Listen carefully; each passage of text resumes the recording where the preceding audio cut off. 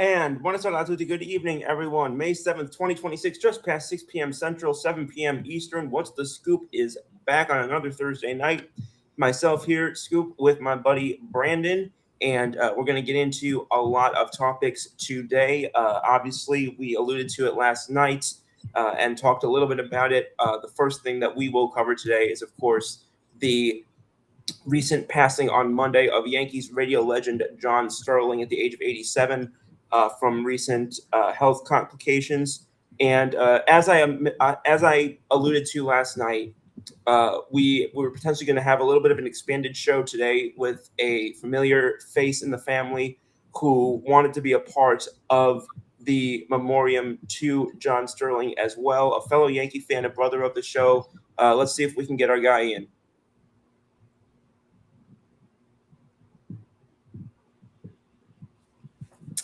Hey, my people.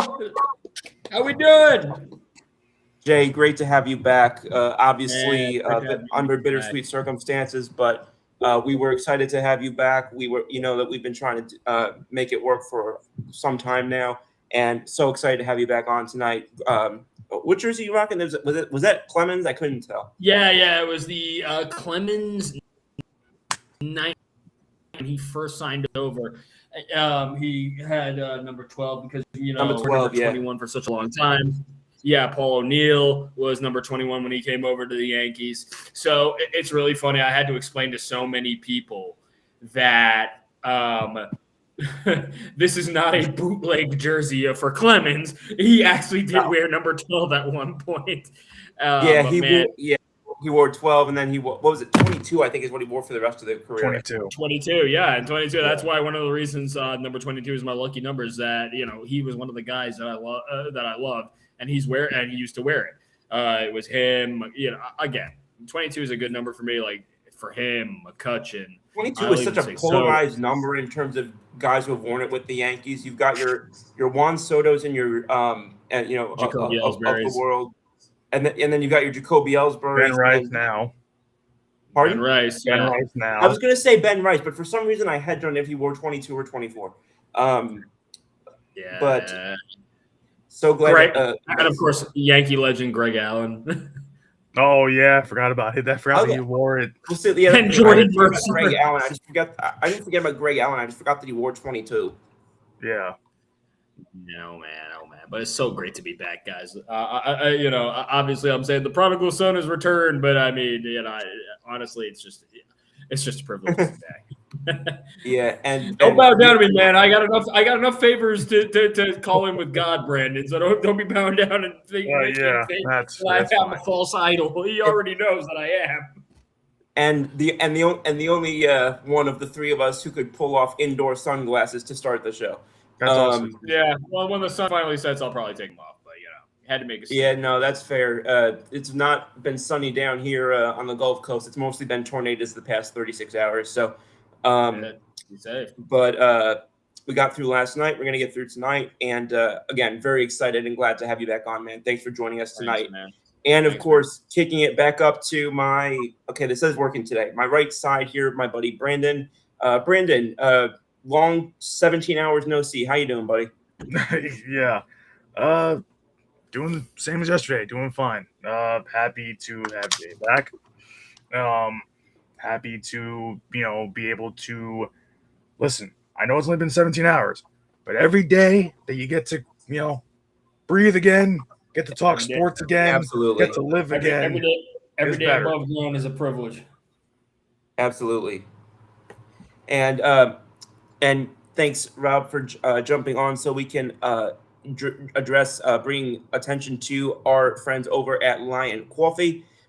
We've got our buddy, Mr. Wiltsey, in the chat saying aloha, boys. And yes, for all your sports-infused and otherwise coffee needs, we've got Lion Coffee based out of Hawaii, and they've got everything from... They talk about the grounds coffee from whether it was, I think the flavors were vanilla macadamia, if I have that correct, and so many others. And they apparently are starting to come out with pods as well. So looking forward to seeing all of that. That we've already gotten some of that to try as well, and it's been very helpful for all of us, especially getting through the recent NFL draft frenzy. So thank you for all your support, Mr. Wiltsey, and thanks for tuning in once again, and hope all is well out there, and looking forward to, as we always say, getting in for a hopefully a golf run at some point out there in your neck of the woods. And with that, also wanted to address, she was in the comments a little while ago. Just wanted to address Nikki. She tuned in and said, "Hey y'all," and she said he's back. One of many of our regular viewers who I know will be excited to see Jay's excited and very passionate mannerisms today about everything. I'm surprised she's that excited to see me again. We're all excited to see you again, buddy. And he's code. There was a code that was just up there. I didn't get a chance to read it in time. There we go. There you go. Code Patrick Tan for 10% off at www.hawaiicoffeecompany.com. And again, I don't know how long it's going to take me to try every single one, but I'm determined to do so. And I'm very excited to see where else they go from here, and to get my hands on some of those pods very soon. He says, "Stay caffeinated, my friends." Mr. Wiltsey, it is a Thursday afternoon, and it's the second show in 2 days. I promise you that is very much the case right now. I am well caffeinated and ready to go. And with that, we'll pick up from where we left off last evening, I think. And just, again, the news from earlier this week, the passing at the age of 87 of Yankees radio legend John Sterling, the tributes that came out on Monday, that after retiring in 2024, he had been dealing with and what ultimately resulted in CHF, and passed early on Monday morning. And all across the league, there have been tributes coming out the last couple of days.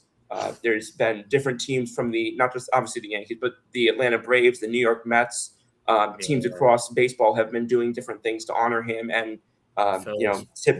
Phillies, with Don Mattingly now there as manager. Obviously, the Yankee connections there go way back. So there's been a lot of extremely meaningful and just very appreciated sorts of shows of respect from different teams and personnel throughout Major League Baseball. But I thought that on the heels of yesterday, Jay, I'll give you the floor first and foremost, and then I thought after that we've been kind of incorporating this sort of Mount Rushmore thing over the last couple of weeks. But I thought maybe today's version of it, we could talk about some of our favorite John Sterling memories, some of our favorite John Sterling home run calls in particular, because I know we've all got some of those that stick out to us from our time rooting for the Yankees and listening to him. So I'll give you open floor, and then we'll pivot into some of that after the fact. Yeah, so I think one of the things that makes us all three of us friends here is that we have like a zeal for media, and we have a zeal for broadcasting in some way. That for me, it goes way back into my childhood. My mom actually was an intern at WBLS here in New York. She treated me at 15. Yeah. And she was fantastic at it. She definitely knows how to talk better than me. I'll tell you that much. And that's where I get from. I feel like that's where I at least halfway get it from. I've had a lot of time listening to some of the broadcast journalism greats. I'm talking about John Sterling. For me, I wanted to do talk radio at one point, so I used to listen to Curtis Sliwa and Ron Kuby on WABC in the morning. Curtis Sliwa. That's not the same Curtis Sliwa who ran for office 2 years ago, was it? It's the very same. It's the very same. I even used to wear a beret too, because that he was in the ads that I used to see. And I'm just like, I want to do radio. Peter Jennings, of course, for me will always be the gold standard. I wanted at this point in my life to be on ABC Nightly. Obviously, we are where we are, and I'm in a lesser profession in terms of law. But honestly, and I was thinking about posting about like a kid listening to the radio and listening to with a picture of John Sterling right above it. I think, I forgot who said it. Of all people, and I do mean of all people, Eric Adams posted a tweet about how there was some kid somewhere tuned into the radio listening to John Sterling writing down in his scorebook, which you just don't see anymore. And that is a kid who got brought into baseball, or even further brought into baseball, because of John Sterling. I wish it had come from a different source, but he's right. And I was one of those kids. I'm a Yankee fan, thanks to my father. I used to listen to the Yankees when the TV wasn't available. Obviously, we didn't have Yes Network for the entire time that I've been alive, not to date myself. But I started tuning in 1998 when we had I was privileged to start tuning into the Yankees. The best to tune into the Yankees. And John Sterling was right there. John Sterling, I like to call him Grandpa John because, we all talk about dad jokes. Yeah, well, I mean, he had granddad jokes. I mean, if you and I know a lot of people had a problem with a lot of his puns, like a lot of people had a problem with Giancarlo non si può stapparlo, and they even questioned whether or not that was rather or real Italian. It was. My thing is, if you ever had a problem with John Sterling, you don't have dad issues. You got granddad issues. John Sterling was gold standard for this generation. And it's a testament to him that he almost never missed a day of work. He had to get sick to miss a day of work. That is my man. And, I can't say anymore before I turn it over that there is a freaking awesome broadcast going on in heaven right now when it comes with him, Vin Scully, Harry Carey, and Harry Kalas from Philadelphia. Man, whether you're millennials or Gen Z right now, and of course, the era that Sterling broadcasted in, how blessed are we that we had so much overlap in one of the greatest vocal cords this generation will ever flipping hear. I'm so happy that I got to live through that. And Grandpa John, thanks, brother. You put that so well, and I'm really, thank you. Immense respect. As well as he would have. I only wish he could do it himself. Yeah. Absolutely. And I think that's a lot of the irony of it is that's, no one would have put it better than he himself could have. And I think that but again, I appreciate the stuff that you were sharing about, yourself growing up and, your mom as well. That was something that we've talked about your family quite a bit. That's actually something I did not know. But just, I think that's one of the things you mentioned guys like Vin Scully. We talked about him last night, but you also went into other guys like Harry Carey and like, and I think that that's the way that these guys, that their legacies endure, is by continuing to make sure that, our viewers and whatnot, but also, when and if we're blessed to have families of our own, start families of our own, they and the future generations are kept very well equipped with the knowledge and understanding and appreciation for what the history behind those people were, because you couldn't really tell the story. Like they talk about in the Hall of Fame. I think Brandon's the one who actually said this at one point. Can you tell the story of a sport without that person? You're not telling the story of the '90s Yankees dynasty into the core 4 years. You're not telling that story without getting to John Sterling and getting into him pretty early on in that conversation. Mm-hmm. So, Jay, thank you for all of that. And Brandon, I'll kick it over to you if you had anything you wanted to. I know we talked quite a bit yesterday, but if you wanted to spin off of that in any particular way, and then I thought it'd be fun to get into those that kind of discussion about the home run calls and whatnot. Yeah, I said everything I had to almost yesterday, but it's not even just a story of the dynasty Yankees. It's just you can't tell the story of baseball without John Sterling. Truly. And it's when you're the soundtrack to not just one generation but to multiple generations of Yankee fans, and especially because of how global, like I said yesterday, how global the Yankees brand is. It's your voice is just synonymous with that, especially during that era of dominance. So Absolutely. it's like there's so many things that you kind of can like look back at a certain point in time and like you hear like or you'll see a certain moment and you can instantly remember the calls like that was John Sterling. But I'll Bernie I forget what Bernie Williams had said yesterday, but Bernie had a not yesterday, a couple days ago. He had said after John had passed that he said that he literally truly could not be more honored that he was the first home run call of that kind from by John Sterling, and that Yeah. hearing "Burn Baby Burn" for the Yeah. first time was Yeah. was awesome. That And was my first time. Yeah. it's I like, of course, I wish I could have been alive for that, but at the same time, I can even say, I got to see John Sterling live. Even I didn't mention this last night, but I went to Old Timers Day 2 or 3 times, and he's the MC along with Michael K. So Right.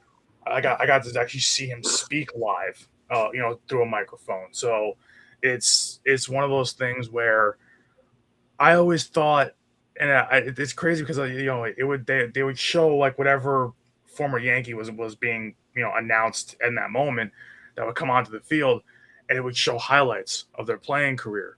And when it got to some of the guys from the '90s Yankees, and it was like hearing John Sterling, read off like their list of accomplishments along with some of their most famous moments that are flashing across the video board.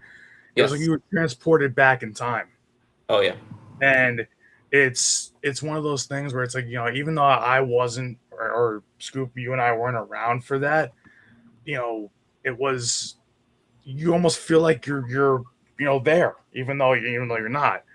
And when someone's voice has the power to transcend a simple baseball game or a simple sport, that that shows you the kind of legacy and impact that they have and the kind of outreach that they have. So Really. it's just insane to think about all the things that you could, there's so many things you can mention with John Sterling, between just the kind of person he was, the kind of, you know, announcer he was, his quote unquote like Sterlingisms. Yeah. You know, it's like, we talk about, everybody like loves to talk about, like, like the yogiisms that Yogi would Yeah. have for certain things. Yeah. Sterling had some of his own. I mean, we always Truly. and really the last this whole series against the Rangers, between them basically blowing out the Rangers and them losing yesterday, kind of getting roughed up, and then winning again today, and Right. under every single post game thing, I see at least a handful of people immediately right after that post goes up, they're saying, "Well, that's baseball, Susan." Yep. So Yeah. that's when when you have that, and people can kind of use that as a way to, like, because it's true in that moment that, hey, that's the way the game just unfolded tonight, that's baseball, Susan. But also with the context around it of obviously what just happened, it just shows how many people John Sterling touched too. That's just one of the many things that he's remembered for. And it's really, They yelled it during the moment of silence at Yankee Stadium. yeah, they did. They did. I'm just saying, that ain't even. Yeah, I respect that. That does not count as a break of the moment of silence. Well, but no, No. yeah. The best, I loved basically during the whole first game after he passed. And I knew it was going to happen eventually.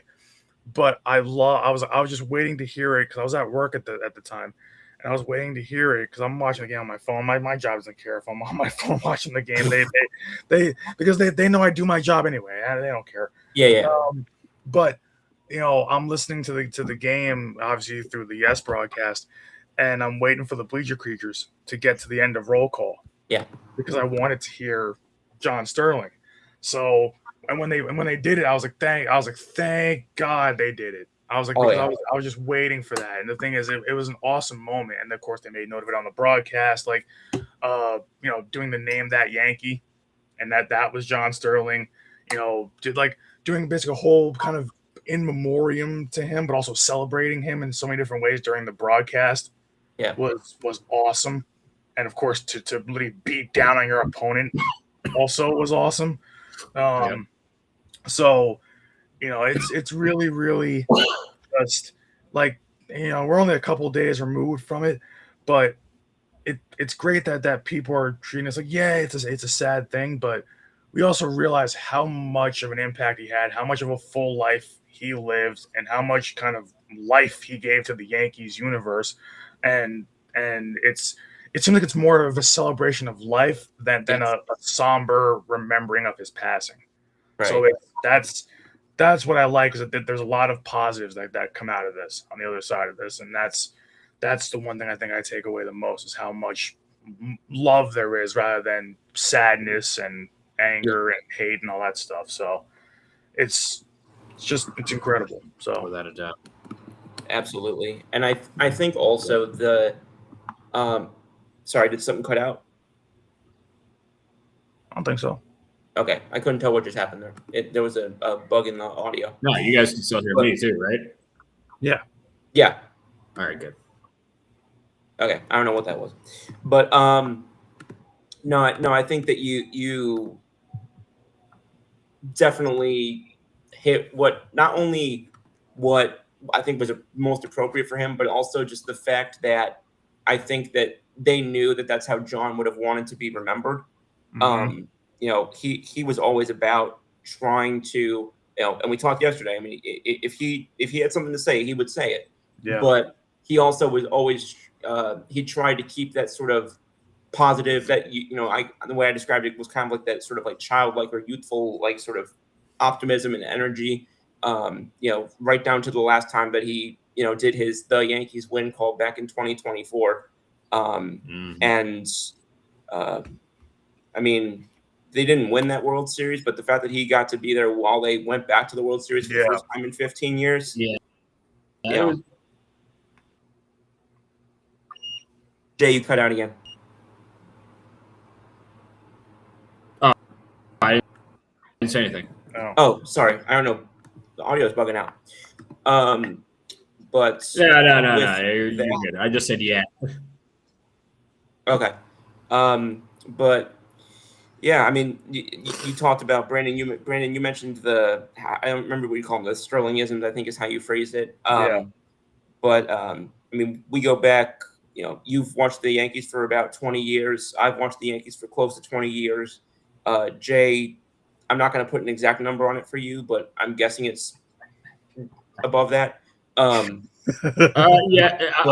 maybe 28 years, because I think I started watching in 98, and I'm 33 years old. So I always say that 96 is the only World Series that I haven't seen, because while I was alive, I couldn't perceive it. So I can't really say that I saw it. That's like me in 20. Like I was born in 2000, but I didn't like.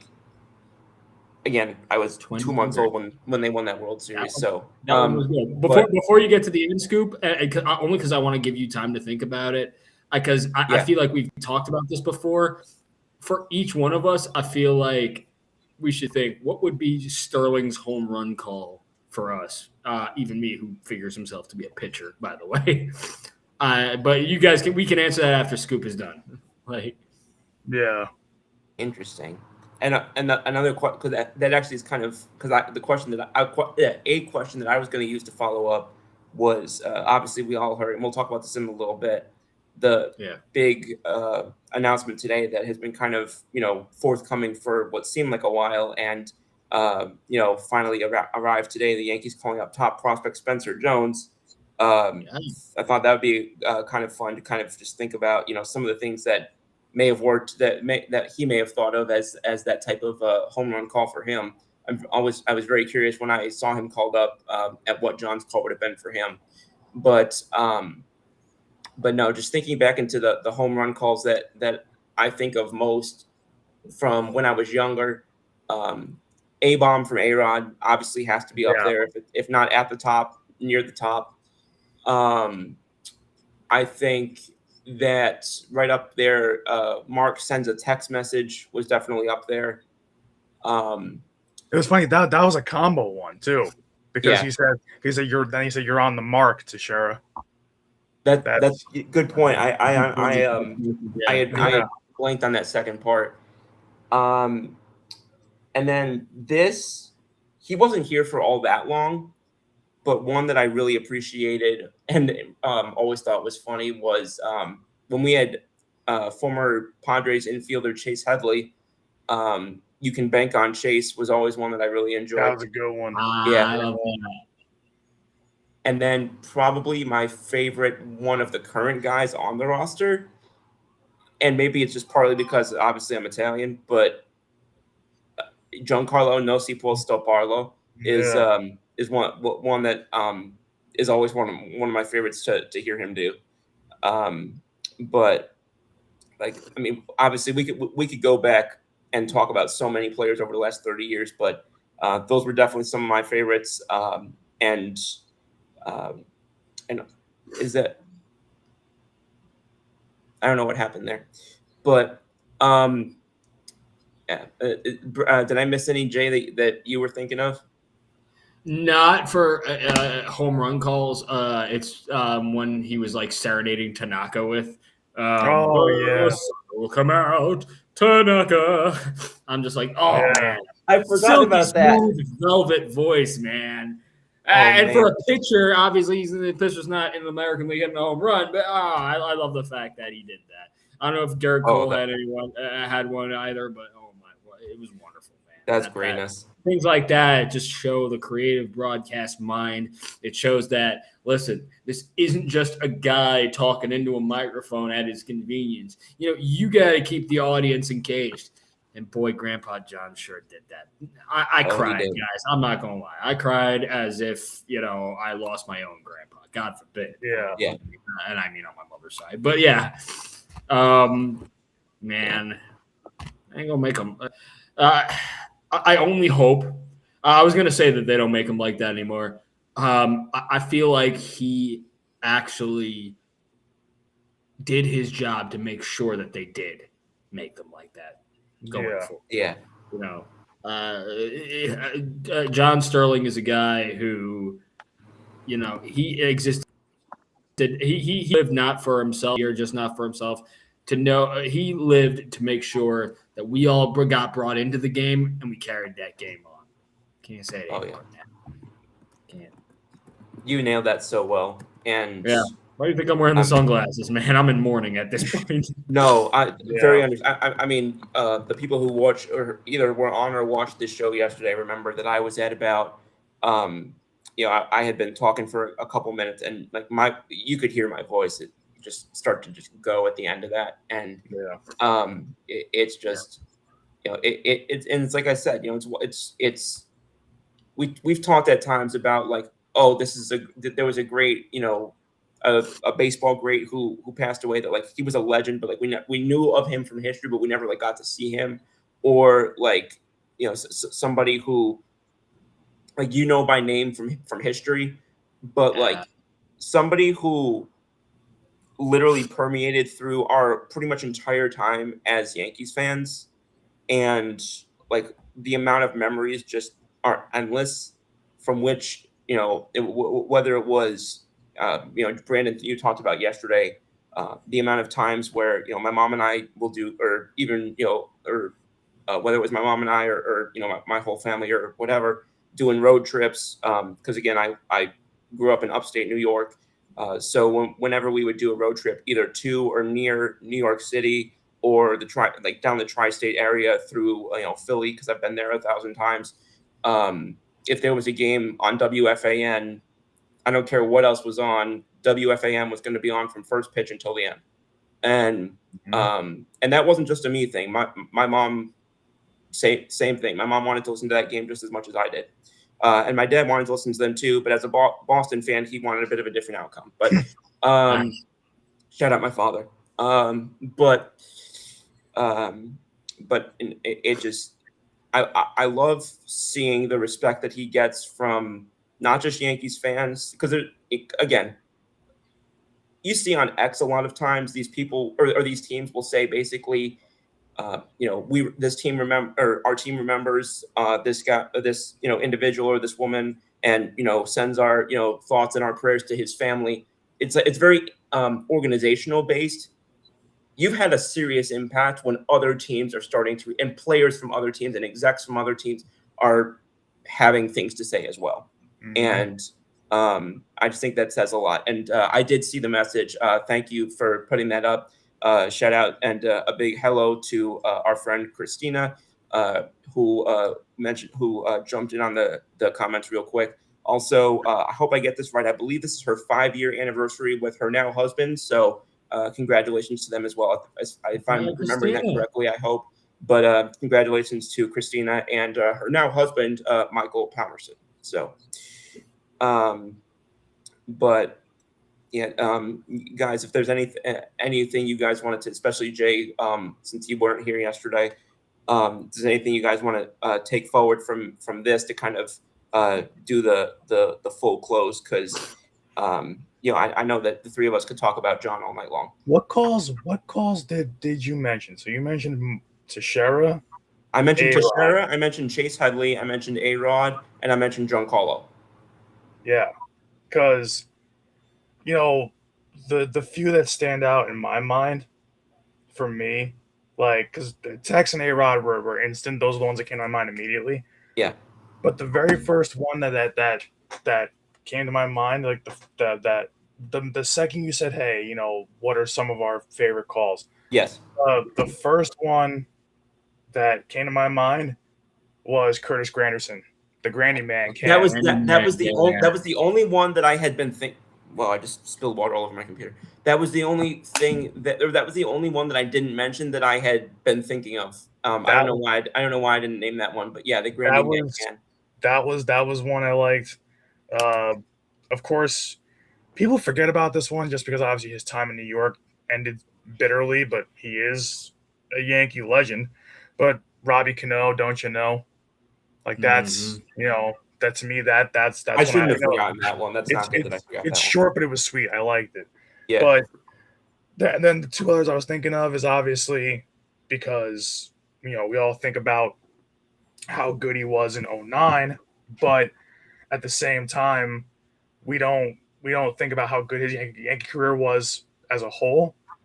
And of course, that's Matsui, A Thriller by Godzilla. So that was one I loved. That one completely shorted my mind. I'm not gonna lie. But I think the one that will always stick in my mind, well, because it came so late in his career, is Judge's 60-second home run against the Rangers. And because that one, the whole lead up, that whole at bat was great. But of course, he says as usual, all rise, here comes the judge. And then he says, this is Judgment Day, case closed. And so that was, the whole kind of like, what was it? I think like 3 lines he said about it as Judge was rounding the bases. But that part of it, I was like, there's so many calls. I mean, everybody's gonna, especially if you're older, you're gonna remember Burn Baby Burn because that was the first one. But like, if it's, there's so many different guys in there. I can't even remember. Like, I have to go back. I had to it's crazy because, and what kind of stinks is they have some of the most obvious calls when they have his top. I think it's like top 10 home run calls. I think they have that on YouTube, but it's all the obvious ones you think of. I cannot believe how hard it was to find some of these. Like, I had to remember them just by memory because I'm like, why aren't these calls readily available on the internet? I don't know why. I knew I forgot one. Like a Good Gleyber Torres is there. That was a good one. Yeah. Like a Good Gleyber Torres is there. Like, also, like the most creative ones, even for the ones you didn't think he would have a home run call, like Tyro Estrada. Tyro hits one to Cairo, and I'm like, yeah, that one's good. I straight up don't remember that. I'll be honest. With McCutcheon, Cutch in the clutch. Yeah. I think that was what was. He went into some deep cuts there. Wow. There was a decent one for Luke Voigt. All he said was Voigt is a droid. Or Voigt hit once to Beloit. Yeah. Because the thing is, I had to look up what adroit meant, and the thing is, it makes sense in the context. Because Yeah. adroit means you're good with your hands, so that made sense. So If we want to go back to like old time, it's not technically old time compared to like some of the other calls, but like old time considering the fact that you and I are in our mid-20s. The Bamtino for Tino Martinez, that's another one. Or even for Giambi, because he kind of repackaged it and used it as the Giambino. Okay, I didn't remember the Giambi call, but no, they're just Father. Yeah, that's I still every time anytime that Todd Frazier pops up on my screen, I'm like, hey, it's the Todd Father. Yep. Like we don't know if he got one for Doug Mankiewicz, did he? Oh, I don't know. Did Doug Mankiewicz have a home run with us? I want to Google it now. That was such a deep cut pull. Oh my god, man! I'm old, yo. I'm old. I have nothing but free time right now. You need to play Immaculate Grid more. Do you think? No, I need to play Immaculate Grid more, and I need to cheat on it less. I mean, do you think that he had one for Chuck Knobloch? Because I'm pretty sure he did. I don't know that. Oh man, I should. Out of all three of us, I should know that one. Like what? Or did he have one for? Yeah, he said. Apparently his was Chucky Goes Yard. Wow. And there's one. I don't know if this is real or not, but it says it's another knob polisher. I'm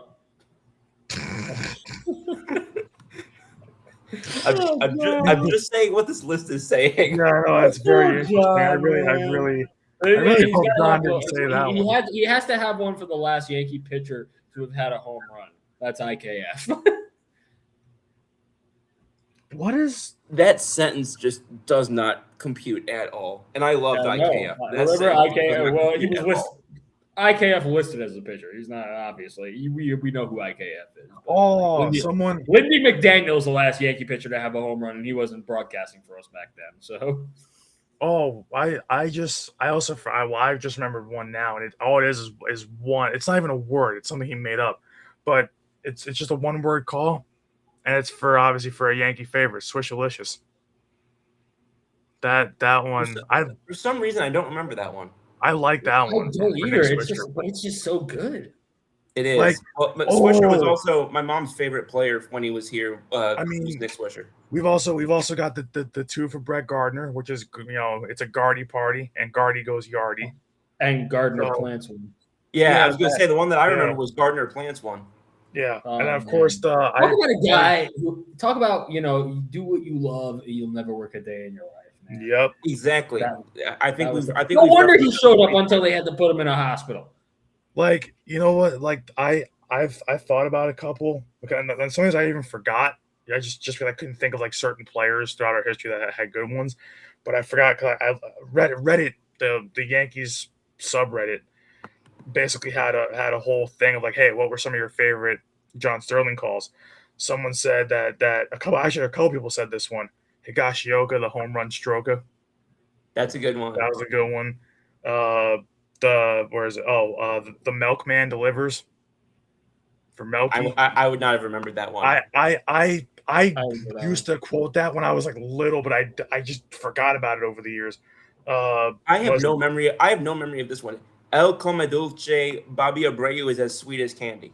I kind of remember that one. I have no memory of that one at all. But there's and of course he wasn't here that long, but Jan Hervis Solarte. He had the never nervous Jan Hervis. Oh man! Oh, that was the most random breakout. Like went nuclear for half of a season ever. Yeah.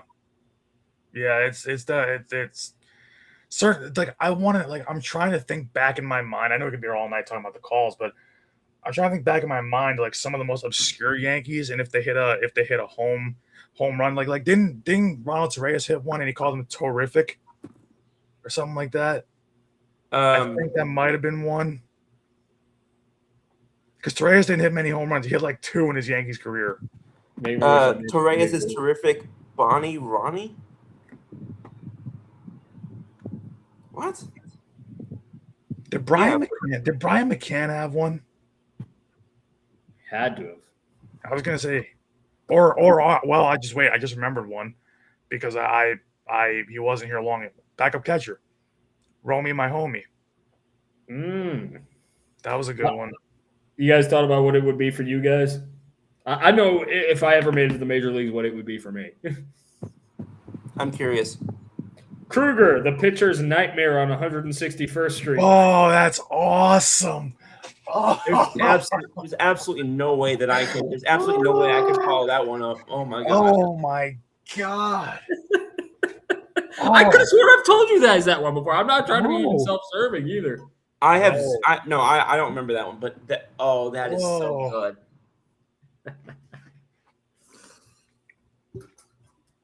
I mean, I haven't even thought about it, honestly. But your last name makes it so easy. Like it just makes it so easy. It's like I can't think. I can't even. I mean, there's got to be one that we could think of for Scoop, because Scoop, that right there is already, you already have something we can play off of, with just your nickname. I thought we would use either that or you would use Wood out of my last name. Oh yeah. I was about to say Ryan brings the wood. or if he knew, he's like, Ryan's got wood. You know he would do it too. He would know.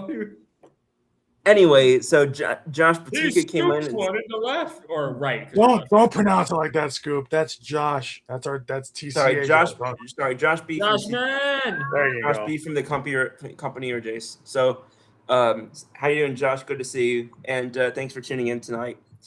No, you know what? This is wild to me. I just realized we've done this whole thing, and not one of us has mentioned Derek Jeter.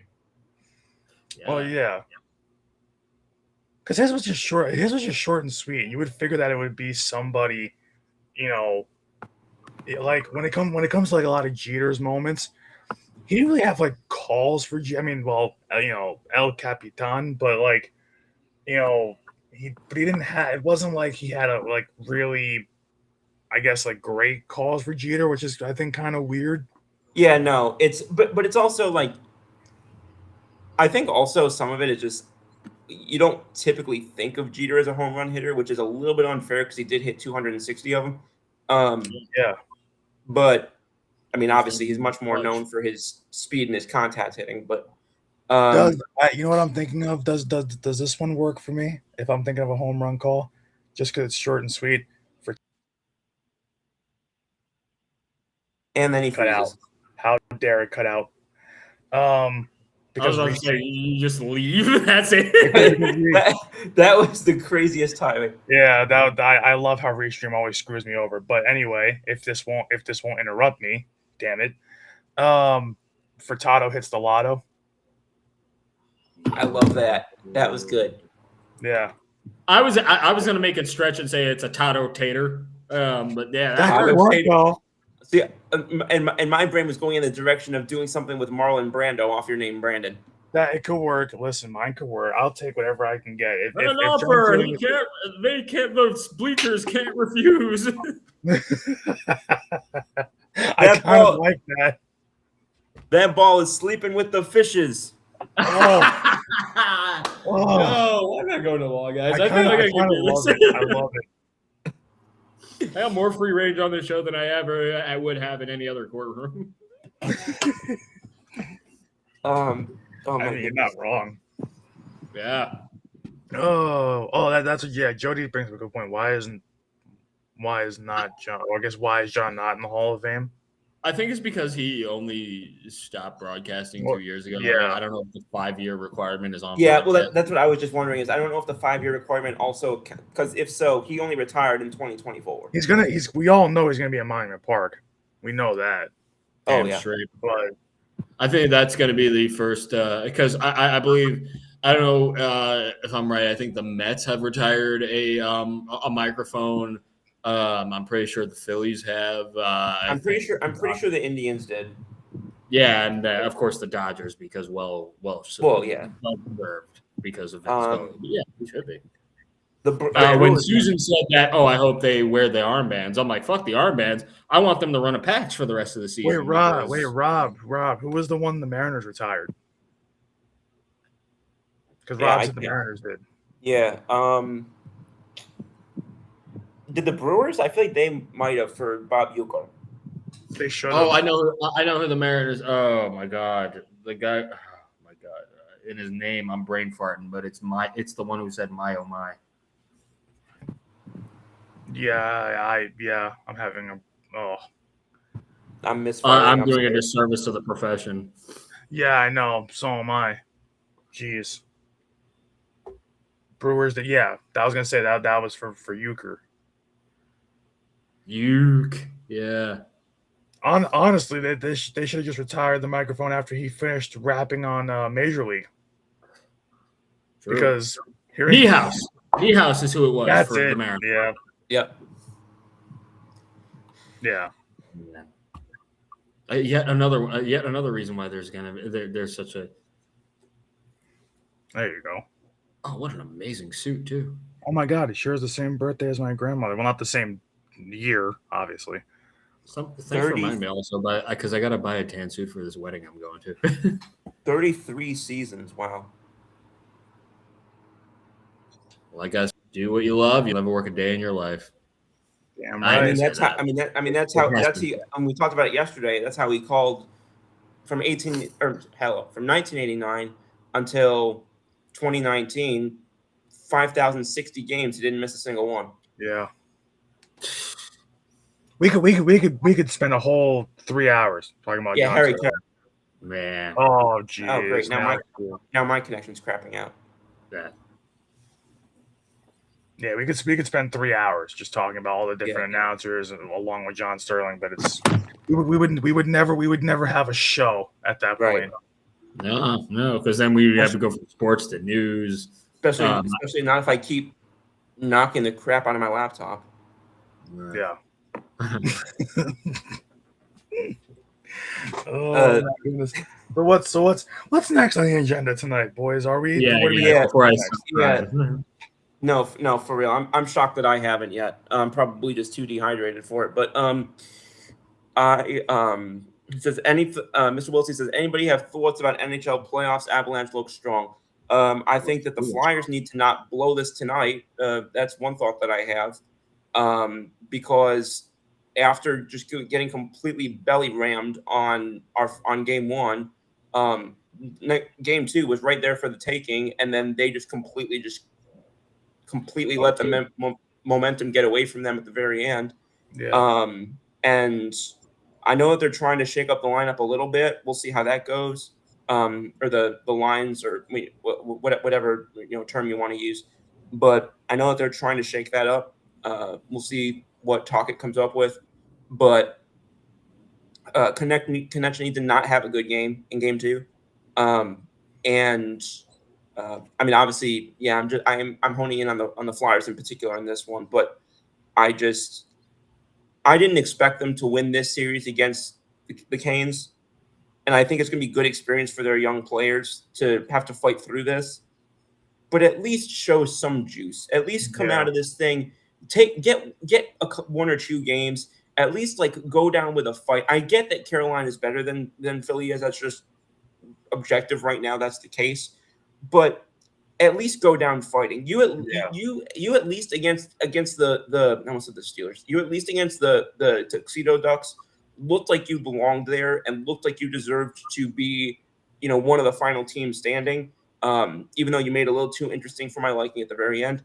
But this is just you can't be going up with a 2-1 lead near the end of the second period like they had in this game, and then just completely fall apart after you just got completely duck rolled in game one. So I need to see a lot better from them tonight. I already believe this series is over, but at least give fans reason to believe that they're going to keep fighting until the very end. Yeah.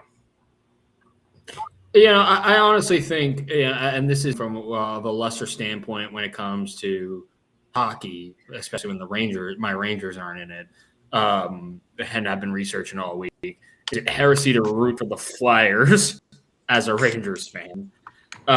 Especially when you have a former Ranger who I absolutely love in Andre Miller on the Canes. Yeah, we've talked about that. Yeah. I honestly have a lot more faith in the Flyers evening up this series than I do, obviously, in the 76ers evening up their series going back into Philadelphia. First of all, correct me if I'm wrong, Scoop, like the second loss came in overtime, right? Can you say that one more time? The second loss did come in overtime. Oh, yeah, sorry. I couldn't hear the question, but yes. Yeah, you know what? I think, in an ironic sense, there sometimes I like to call this like a thawing out period when it comes to sports. Like in baseball, I always say, like, coming off of spring training, everybody's just thawing out. Coming into this series, I think, they were hot before, but they're thawing out a little bit now. They need to, like, get, they just need to get rid of things. I think Philadelphia takes it tonight. I do not think that they go down 0-3. Even if they do, here is the best news about the Flyers. And if they do go down 0-3, that is one of the two, and I don't think they will again, that hockey is one of the two underdog sports that America can still depend on. It is the only other sport in which a team can go down 0-3 in a best of 7 and still come back. Because that's happened 4 times in hockey. I don't like to talk about the baseball one, obviously. But none of us do. None of us do. No, this is what thing unites us all. I think Philadelphia is going to get back in the saddle. I actually do think they're going to even the series. You can call me crazy, but then again, that's like the nicest thing anybody's ever called me. So you know what? Go get them, Flyers. No, I don't think that that's particularly crazy, and I think that most of the teams, or I'm sorry, most of the people who were watching that game one, even though game one was obviously an atrocity on the basketball side, I'm talking now, I think that most people I think would agree that this series in the long run, both teams are just too well matched, I think, where I don't think that the series is going to be that. I think it was going to regress to the closer to the middle throughout the course of the series. It's sometimes one team is just on a hot one. Sometimes one team just for whatever reason can't get their momentum going. But talent, even though talent doesn't always win out per se, there's enough talent I think on that squad to not be disproportionately. It shouldn't look as one-sided like it did. Although maybe that was a preview for the 2 versus 17 matchups we're not going to get with the freaking NBA or NCAA expansion, but hopefully not. But I do think that they are in a position where this series should be a lot more competitive than it appeared in the beginning. Yeah, I don't think we're in for a disappointing series, 2-0 or 1-1. I mean, listen, it's all about opportunity and opportunity in the moment, and I think exactly. If there's anybody who is due to seize the moment, I feel like that there's something different going on in Philadelphia this year. I think somebody must have listen. Everybody thinks that Philadelphia was built on an ancient burial ground, and that's the reason that we're all cursed. Or the Comcast Tower is built higher than the William Penn statue in City Hall or something like that. I forgot what the knowledge is, but I think the clouds are kind of breaking in Philadelphia, and I got nothing but faith with a capital PH. I love that. I love how you close that out. And now it's been a very eventful past week or two in Philadelphia sports. You had Rob Thompson getting fired. You had obviously the NFL draft, and now the what's going to happen with the safety in situation over there. Because I'm not going to talk about the other controversy that has been largely peddled and the flames beyond fueled. There we go. By WIP. It's mostly just, in my opinion, and most of it's just WIP clickbait porn. And then, so there is a Philadelphia translation to WFAN. Good. I was going to actually ask you about that earlier. I would 99 out of 100 times I'd take WFAN in terms of at least having people there that I would put legitimacy on their name, in terms of their history of being accurate, compared to WIP. WIP is one of my least favorite sports stations I've ever seen or ever followed.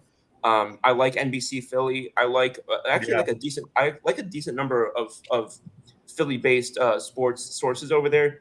WIP, so do I. But I feel like I would still take WIP over WFAN because like I can't listen to Tiki Bar. The other thing too is it's obviously it's going to depend on the individual and the show and one thing or another. I love like McPherson, but say again. I love like McPherson and that guy Tommy who lost his mind on a Mets fan. He's a Mets fan. He lost his mind on a Mets fan the other day, and it lives rent free in my head. But I for some reason my brain I thought you were saying Chris McPherson from the Eagles for some reason, but so I short circuited for a second, but no, it just I'm talking like the Elliott Shore Parks of the world, the Joe Gillios of the world, like Hugh Douglas is right up there with him. Hugh Douglas is a former Eagles great, but Hugh Douglas for some reason always talks crap about Philly. I don't know why. But yeah, it's been very loud, for lack of a better word, couple weeks in Philadelphia. To be fair, that's not abnormal for Philly sports, but still. And then, pardon me. With that, we're talking about the playoffs for a second. Do I have a second to jump in with something that I didn't put on our schedule? Because I got an update about right before the show about the Pelicans coaching search. And apparently the 3 finalists that has been narrowed down to are Darvin Ham, are Rajon Rondo, and the other name was not a name that I recognized off the rip, so I'm going to pull it back up real quickly. But it was a former Spurs assistant that I know was interviewed earlier in the earlier part of the week. It was, I know, so Sean Sweeney was originally somebody that they looked at. He's now considered out. Jamal Mosley similarly is now considered out. I'm trying to see who. There was one other name that's for some reason I deleted it by accident, but so yeah, it appears that Darvin Ham now is largely becoming the guy in whom they're zooming in on. I wish I knew how to answer that question, Jody. I don't know how to answer that. What did he say? Is Brandon? Who is Michael father? What? I don't know. Did I miss? Jody, what are you asking me? I'd like to know. Well, right before that, he asked, "Why do the Astros have so many guys?" Is he adjacent to Michael Mother? Tom T. He's adjacent to Michael Mother. I heard, when it comes to Michael Father, I also, heard some good references from Michael Cousin. And let's not forget the, Avalanche legendary great Jimmy's sister. Good God. Tom T. I think I'm guessing that means Tom Thibodeau. Rick's step cousin is also a legendary. Because he's saying Tom T. I'm guessing he means Tom Thibodeau, and I hope to God. Oh, is Vrabel the father? Okay, that had such little context. Because we weren't even talking. Well, Scoop, you alluded to it, but I was like, wait a minute, what are we talking about? Like, I was like, I didn't realize that's Wait, what did I allude to? I haven't mentioned the Rossini thing once on the show yet today. No, but we were talking about the football stuff, like the stuff that we weren't going to talk about, like that we were. I was talking about the AJ Brown debacle. Yeah, but that includes her and him and all that stuff. It's not Tom Thibodeau. So it's Tom Thibodeau and Vrabel. So we've ruled out that this being the topic of discussion on Timothy Grandpa. Timothy Grandpa. I'm just gonna start naming people with random family member names. I'm running out though.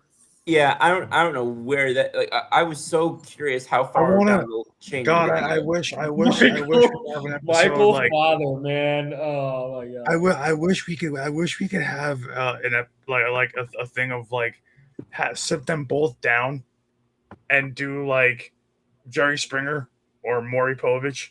Maury Povich. And figure this out. Oh, I'm sorry. I said Spurs. There was a third guy whose name I said I couldn't find. There's actually a Nets current assistant, Steve Hetzel. Yeah, I don't even know our assistants. You don't want that.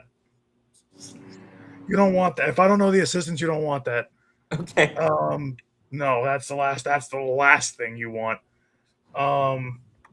Otherwise you'll be in the you'll just be stuck in the basement with us at that point.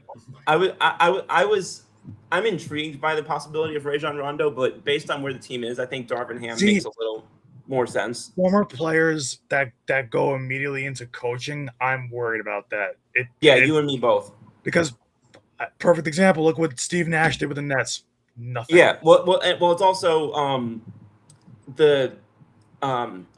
gosh, I'm blanking on I like JJ Redick with the Lakers, but it's like I think it has to be the right fit in the right situation, and I just think that team just needs a higher up, like a more authoritative figure right now.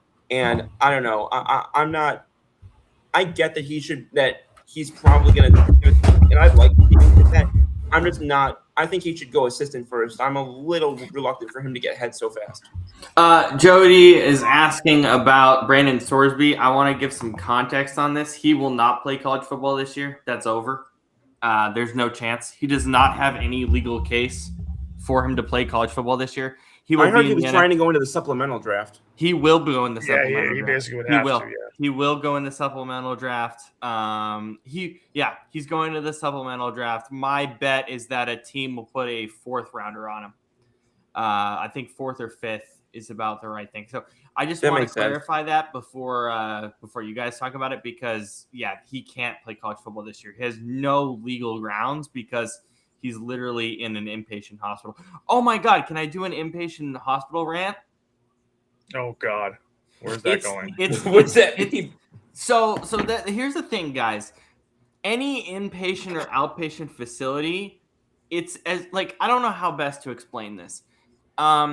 It's basically like hell, but in real life. Like, it is hell.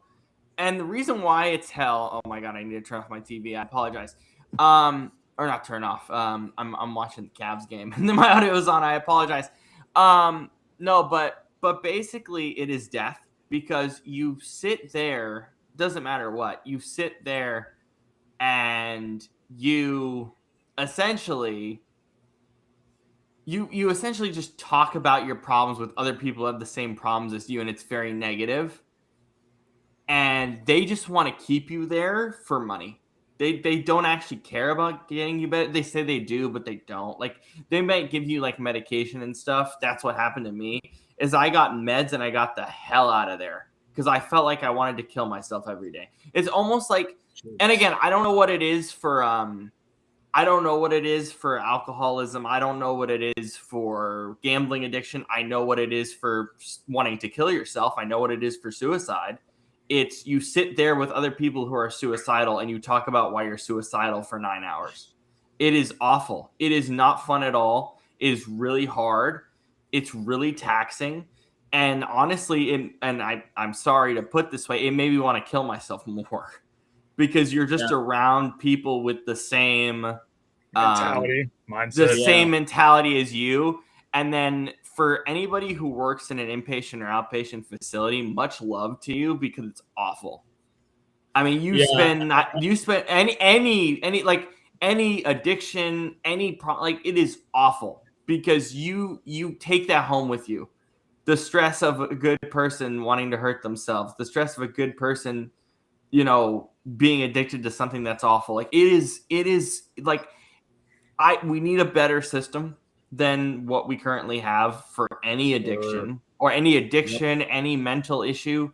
Because inpatient and outpatient facilities, I understand why it exists, but it is not the right way to deal with any addiction or any mental health problem. It is awful. And I say that from someone who experienced an inpatient facility for 2.5 months.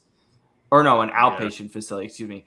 Outpatient facility for 2.5 months. It is hell. What Brandon Scoresby's going through right now is the definition of hell. Yeah, and I know that it's different, but it is awful.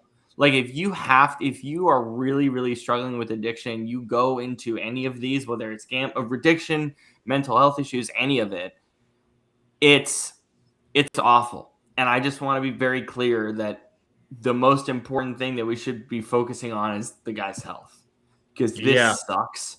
And yeah, the football stuff is the football stuff. We're going to get to that in the next 2 to 3 months. It's going to take a long while because I think the supplemental draft is in June or July. So let's wait a few weeks. I just wanted to mention very clearly how much hell the guy is going through right now. Because it is the inpatient and outpatient facilities are awful, and they are not fun, and they are difficult, and they are taxing, and it is hard to be around people who are that negative all the time or struggle with the same things. That is hard, and it makes you realize how much you're not alone in things, but it is hard because that's all you do. You spend 9 hours every day or however long you spend just talking about that. And that is very hard for a lot of people. So I figured I'd just bring that up with Brandon Scoresby because as someone who's experienced suicide and or suicidal thoughts and experienced an outpatient facility, and I've seen inpatient facilities as well, it is awful. It's awful. It is scary. It is awful. And oh my God, that's all I have to say on that. Yeah. Rob, thanks for putting that into perspective, by the way. And first of all, I'm glad you're here still, man. And I can attest to what Rob is saying. Not that I've experienced it myself. I've had people in my family. Thank you, my brother. Thank you. Absolutely. I've had people in my family who, I've been candid, about the history with my dad. He struggled with alcohol a while. He was lucky. He was in the police department, so he went up to the place called the Farm. And Rob's right. I've had myself my own mental struggles, although I've been a lot more glib about it, especially with saying I Scoop, Brandon, I've told you guys about what I've been going through in the last few months on the job. I'd be like, hey, I'm wondering if committing myself is a better option than going to work every day. Still up in the air as to whether or not that would have been a better option, but yeah, it's important, it's important to have this conversation. And, thanks to Rob for being so candid about it. And, I'm glad we're also hosting a show that we are drawing better attention to this because, we all I know I joke about it. My sanity, easy joke topic, by the way, as Scoop definitely knows, but it's also important that, we all take care of ourselves and, we all recognize the other people who show it and don't show it so much, and this, you guys, all of us have talked about, what certain athletes are going through, whether they've disclosed it or not. That's kind of my case when it comes to people like, Marcus Stroman and Jazz Chisholm, who have gone through their own sort of things, and there are other social factors beyond that too. But I can only say, if we talk about baseball, Jarren Duran being another major one recently. Yeah, Jarren Duran for sure, and Zach Greinke. Oh my God! I mean, we can go down the line. It's again, one of the things I love about the show is that we all recognize the more intricacies of the scenario, and because we're all human, especially all four of us on the show. I mean, it's good to keep it on the forefront, but that's what I'll say about that. Mm-hmm. Yeah, and I think that it's also helpful. That's I don't even know if that's the correct word, but I think it's become increasingly meaningful, is the way that I'll put it, for people who are at the top of things like sports, who have been not just speaking out about their own stuff, but also actively trying to encourage and create spaces for others to get that help and get that work that they need. I mean, I almost said Jay Kruger. Excuse me, Jay Glazer, having written that the book that he did, and then all of the stuff that he's done since then. Brandon, all three of us know this. There's multiple players. Yes, I'm going to mention a couple of Eagles, but it goes across all 32 teams with guys like Lane Johnson has talked about it. Our former interior lineman Brandon Brooks talked about it quite a bit. It's becoming more and more acknowledged, for lack of a better word, or respected, I guess you'd say, because, and I think Jay Glazer put it very well one time. I don't remember what show he was on, but he basically said, when our back is hurting, or our leg is hurting, or our head is hurting, or whatever, we go to the doctor. When our psyche is hurting, we should be doing the same thing, type of thing. Remember did you see, and I didn't even know, and no one knew about this because the crowd kind of went silent at his Hall of Fame ceremony, but Brian Dawkins admitted that he was this close to ending it. Man, I'm so glad he didn't. Right. He said that sometime around, I think it was sometime around his rookie season, he said to his wife at the time, still his wife now, but wife early on, he said to her, that he was thinking of a way to kill himself so that she would get the money from the insurance policy. And he said that he was in such a dark place, like that he was like he just could not pull himself out, and she was one of the reasons that he eventually pulled out of it. But that he said that he was literally that close to not being. Yeah, I think the point that I'm trying to make with the Sorsby thing is like he was clearly addicted to gambling. Yeah, and he, if you're going to a facility for that, and by the way, it's illegal what he did. So I don't know what that looks like. I have no idea. But a lot of people our age or below are I guess around our age, because Sorsby's around our age. A lot we're indicted with DraftKings, FanDuel, advertising, And again, I know that this has been said over and over the past week. I'm repeating the same things everyone's already said, but essentially, like, gambling now is like one of the most accessible things that you can have. Like, it's just, I mean, look, I live in Washington. I don't have access to it, but I know that you guys do in your neck of the woods, right? In terms of just, hey, I have DraftKings, I have FanDuel on my phone, I put the money in from my account, boom, boom, boom. I haven't bet in probably over a year. Yeah, but guess what? What happens? You make one bet, you win one set of money, even $5, and then go, oh my God, I can always win. When, realistically, and then this is what happens with casinos and stuff, realistically, the idea is that you don't turn a profit. And the people who do turn a profit are the people who do it every day and are like, and this is actually their job to think about these things. So like when DraftKings says like, oh, you can make $1 million or this many people won $1 million. Well, if you dig deep into the legality aspect of it, as Jay's our lawyer of the group, that's not entirely the case. It's really not. There's a lot of tax. It's not entirely the case. So the ads are very mischievous in that way. And it's all the promo codes and stuff. It's very convincing. It's very and look, not to say that look, we're in a world where, especially podcasting, where it's like, yeah, eventually you would partner up with a gambling company, but there is a reason that at the end of these ads, it's like, if you have a gambling problem, call this number. This is something that law is very clear about, but it doesn't stop people. It doesn't. No. And with Sorsby, that's what happened. It's saying, oh, I can bet on one thing. Oh my God, I'm winning money. Okay, I'm going to continue. And a lot of people do that. And that's what it turns. Like, this is what I try to tell people. Like, you have to think about very clearly, what are your addictions? Like, for us, sports is an addiction. Like, football for me is an addiction. It is an addiction that I have to manage, or else it will, like, I will get consumed by it and it will be unhealthy. Like, you're addicted to something, whether you like it or not. Whether it's you're addicted to coffee, even if you don't realize it sometimes. Like, or sometimes it's just acceptable. Oh, it's okay. Like Brandon brought up coffee. Like, it's okay to be fueled by coffee. Right. That's what's funny is like I was talking to Shane about this yesterday. Like coffee is the most norm, and I love coffee. Don't get me wrong, I do. I love Lion Coffee. I love the coffee that we drink. But there's a reason I wake up, have one cup, and call it.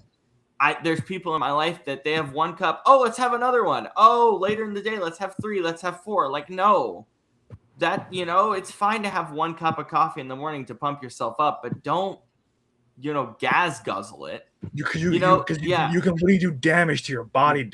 From gas guzzling stuff. What type of coffee, Rob? This coffee, baby.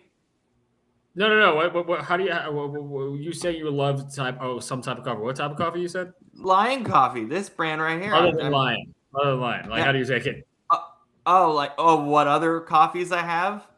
Or are you saying like flavors or like? I was gonna say you said, because I thought you said you love black coffee, and I was gonna say I was trying to get. You know what? Okay. So you know what's funny? I was trying to get the joke in and say we're called African American. Oh dear Lord! No. Come on, guys! I made the return. I had to make the black joke. Well, here's the thing, though. Do you know? Okay, this is gonna be kind of a complete left turn, but do you know about the fact that like a lot of people when they get addicted to coffee, they start with like, because that's what I'm starting with is like vanilla and the flavored stuff, and then you kind of revert back to black coffee. But that's also part of the. Once you go black, you never go back. Jesus Christ. Jesus. Oh my God. There we go. I got it anyway. and then Mr. Wiltsey said, okay, I need this on a shirt. Don't get too much blood in my caffeine. Awesome. I need that on a shirt. Yes, Patrick. See, now I know Barnes chimed in, right? Because Barnes is our resident like diehard. I saw him in there Yankee somewhere fans too. But Barnes' addiction is Yankees baseball. Yeah, and Barnes will tell you that too. So, I ain't going to rehab for that, or for Eagles. Hell no, no. Listen, but that's what I'm trying to say. Like, I think no matter what age you are, I would encourage like sit down and like write in like a notepad or something. What are my addictions? Because you have 1 or 2 or 3 or God forbid 60 of them. Because people do, and it's like, listen, like. And that's the thing. It needs to. Addictions aren't necessarily bad. Like you can have an addiction for gambling, but you're not going to gamble every 5 seconds of every day. You're not going to have like. You'd be surprised though. But that's kind of my point with the Sorsby thing. Like the Sorsby thing, it stems from. It's not just what it is. It's how you manage it. Right, exactly. And what I'm saying that is like with Sorsby, not entirely his fault. Yes, he bears some blame for like, look, what he did was illegal, and that there's no denying that. But what I think we need to recognize is the fact that part of it is the fact that gambling companies are flipping everywhere, and as Jay said, Kalshi as well, and so it's like. These things are everywhere. They're in our zeitgeist, and their target is us. The target is Gen Z. And Brandon Sorsby is not the first one, and certainly won't be the last of people in our age group or below who go to rehab for gambling addiction. Where did the Brandon go? He said he's popping out for a second. He's got stuff to do. But no, that's kind of the only thing I had to say. It's like. People have to realize that like he deserves some blame. Actually, he deserves a good amount, especially with the fact that it's again flipping illegal what he did. But also, we have to acknowledge the other side of it, which is it's right in front of our face and it's targeted to our age group and below. It is targeted to college kids. It just is. Right in front of us. It's right in front of our faces, especially those who you're a college quarterback. You're trying to make the NFL. There's a lot of pressure. You got to put something into it. For him, unfortunately, it was gambling. So that's what I have to say about that. Yeah. Jay, as soon as you said it's right in front of us, all I heard was Aaron Boone. Yep. That's it. That's what I was going for. And honestly, I mean, I always like to say, like, I couldn't really gamble like that because, like, first of all, I'm too broke to throw away money like that. Damn right. Respect. Yeah, right. Especially now. But I mean, my other thing is just like, yeah. I mean, listen, addiction manifests itself in the most damnedest ways too. It doesn't. You don't need to be in a bar to be addicted to alcohol. Like all you got to do is like, hey, you want to, all you got to do is think about chilling out on a pier and like drinking. I'm like, I'm in for that one. I mean, it sounds relaxing. I'd like to say like the act itself is more of the catalyst, or not, but it's not the inciting incident. I guess is what I would say there. Yeah, it's because somebody I can't recall which one it was, but somebody a few moments ago said like you might not even realize it, and I would argue like there's a good chance that somebody who's addicted to somebody addicted to something doesn't even realize it. Yeah. Like what's crazy too, and it's like and we don't even realize it. Like, there's even the there's even tiny things that you're told as a little kid that can just alter your brain and get you addicted to things later in life. Like when they say like all like when adults tell you that all life is work. If you become a workaholic, okay, Rihanna, you will ruin your life that way. Like I hate that I laughed in that moment, but it's Jay's fault. But it's yeah, but it's like if like people who become workaholics that you literally don't know how to stop, you will ruin all your personal relationships. But it's like, but you're told from day one as a little kid, like, oh, Leo, gotta work hard, gotta keep going, gotta do this, gotta do that. Like, but that you can't live life that way. So it's like you can be addicted to just little things like that you're told early on, like that all you have to do in your life is work, and that's it. It's like, no, that's not how you're supposed to live life. No. Tell that, please say that louder, Brandon, for everybody in the legal profession. Yeah. Like, please. Like, especially the ones who insist on billable hours. Damn right. That's why there's so many. I have been told, he's like, what do you mean you're not? The day after Christmas where I once mistook like a day off for a day, a day on for a day off. I asked, like, listen, if you want me working today, what do you mean if I want you working today? You should be working every day. I'm like, oh, okay. So do you even do any work on the weekend? I'm like, yes, but not of my own volition. It's like, I do it because that's the job. It really shouldn't be. Technically, you don't pay me to work on a weekend, but I mean, man. No, I'm very close to that one, so I won't go further on that. Say that one more time. I said I'm already close to the line on that one, so I won't go further than that. Oh yeah, I mean, yeah, I don't know how to segue from that. But well, let's backtrack here. We've discussed John Sterling. We have discussed legal issues that include gambling. We've talked about which I would argue is a more important topic on the NCAA. Yeah, we've talked about the NHL playoffs, not in full, but we talked about it. And Rob made a good point that we can segue into the NBA somehow. I don't know how we're going to do that, but we could if we wanted to. I was talking a little bit about what the hell did I just click? I was talking a little bit about the Rondo stuff. Can I yell about the NBA playoffs for 5 minutes? I'm really angry about this. This playoffs has pissed me off. Here we go. I'm really bro. pissed. I'm really pissed off at a lot of these teams. Cleveland, what are you doing? I'm watching the game right now. This is why my audio is all messed up because I'm getting used to being backstage and like muting my TV and stuff. So I apologize. We're getting used to it. James Harden in the first half of this game at one point has 3 points and went 1 for 6. 1 for 6. That's the old James. That's Houston James Harden, baby. And this is my point, okay? And Brooklyn James Harden. Any version of James Harden. And you know what he's doing? It's very simple. Stop driving in the lane every time. He drive like earlier in this second quarter. He's driving into the lane, and there's 4 bodies converging on him. Pass out of it. You have some of the best 3-point shooters in the NBA. I'm gonna be real.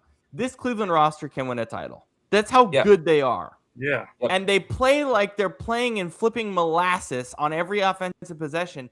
And by the way, Detroit Orlando was one of the worst series I've ever seen. I've watched bits and pieces of every game of those 7, and it was awful. It was abysmal. Cleveland, Toronto, and then Cleveland, Toronto, same thing. Toronto should not have been in that series, but they just are.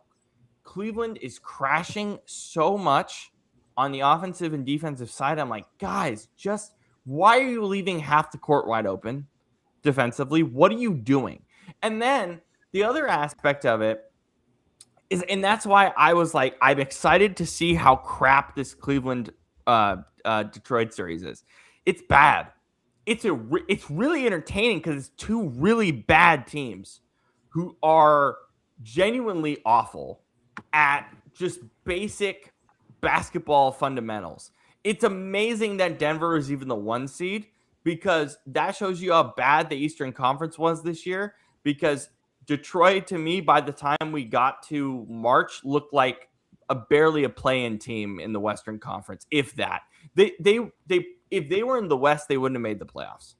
That's how bad the East was this year from top to bottom. And it's like when you're looking at this Cleveland series right now, it's like there is no reason Cleveland should be struggling offensively. There's no reason that they should be, making these mistakes. There's no cohesion. Jared Allen has been awful all year long. He had like 1 good stretch for 1 month, and he looks lost out there. Honestly, the entire roster offensively looks lost. And same with Detroit. Detroit, they don't know what they're doing offensively either. Well, Detroit's just Cade and nothing else. Detroit's Cade and Duran Duran can be a good rebounder and be a good rim protector. He's only that for maybe a few minutes every game of the last 2 series, and it's like Cleveland and Detroit's entertaining because it's boring, because it's messing up the basic fundamentals of basketball that you learn when you're like 10.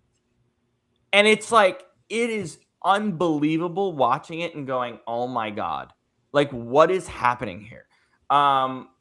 Lakers, OKC, the Lakers are going to keep some of the games close. It should be a really entertaining series. I thought game 1 was very entertaining, but it's not that good of a series.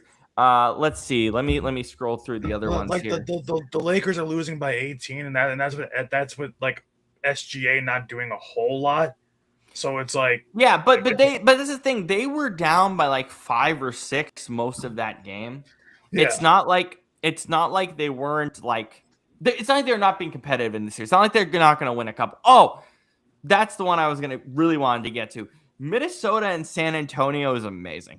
Isn't it? That's the best series I think so far. It is so good because it's so confusing. Minnesota won their last series because they were bigger and stronger. So in game 1, they were like, okay, we'll let Wemby get as many. Wemby had one of the greatest game 1s in NBA history. I mean, you could go look at the stat line. I don't even want to pull it up because I'm probably going to puke. Because it is pukeable. It is like watching him play is like in a good way.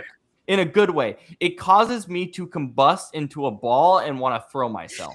Like it is actually like that level of just insanity. It's actually insanity that I would pull up the stats, but I don't want to. That's how, because it will make me puke. Do you want me to? Because that would be good content. You can. I will puke though. Like pull up his game 1. Just read it out. Just read out his like blocks, rebounds, and points from game 1. It's unfathomable. It's disgusting. He only had 11 points. The shooting wasn't great, but he had 15 boards and 12 blocks. It's so stupid. It is the dumbest thing ever. And so that's the thing though, is like the Spurs as a roster is very young. They're really young. And then game 1, I was watching the Mando and Grogu preview, which I'm not going to speak on because I'm not allowed to. I just saw I can't speak on it. I'm basically embargoed from speaking on it.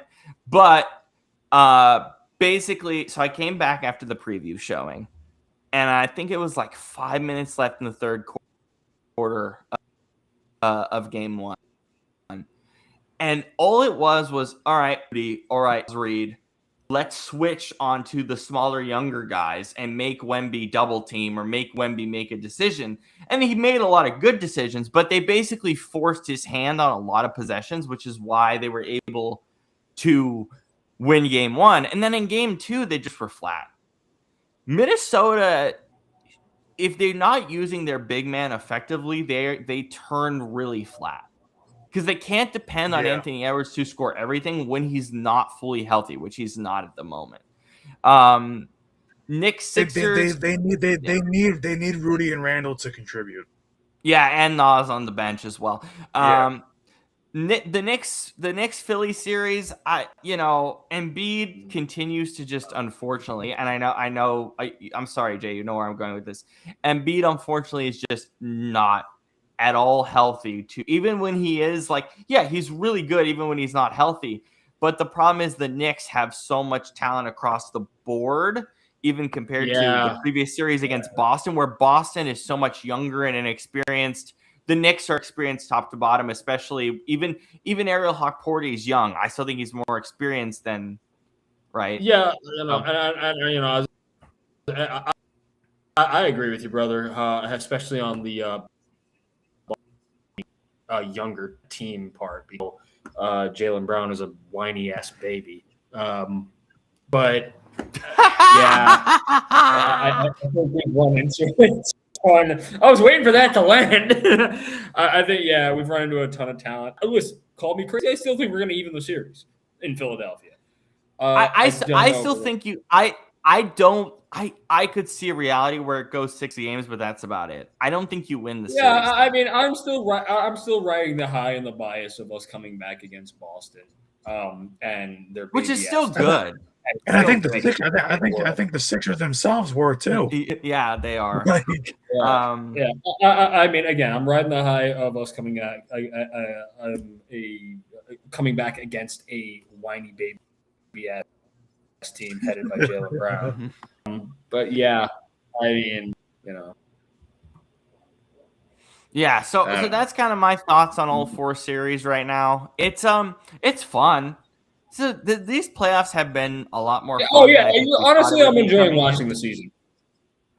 I'm just glad teams are playing defense again. It's kind of what's funny. What's funny about it is the swing.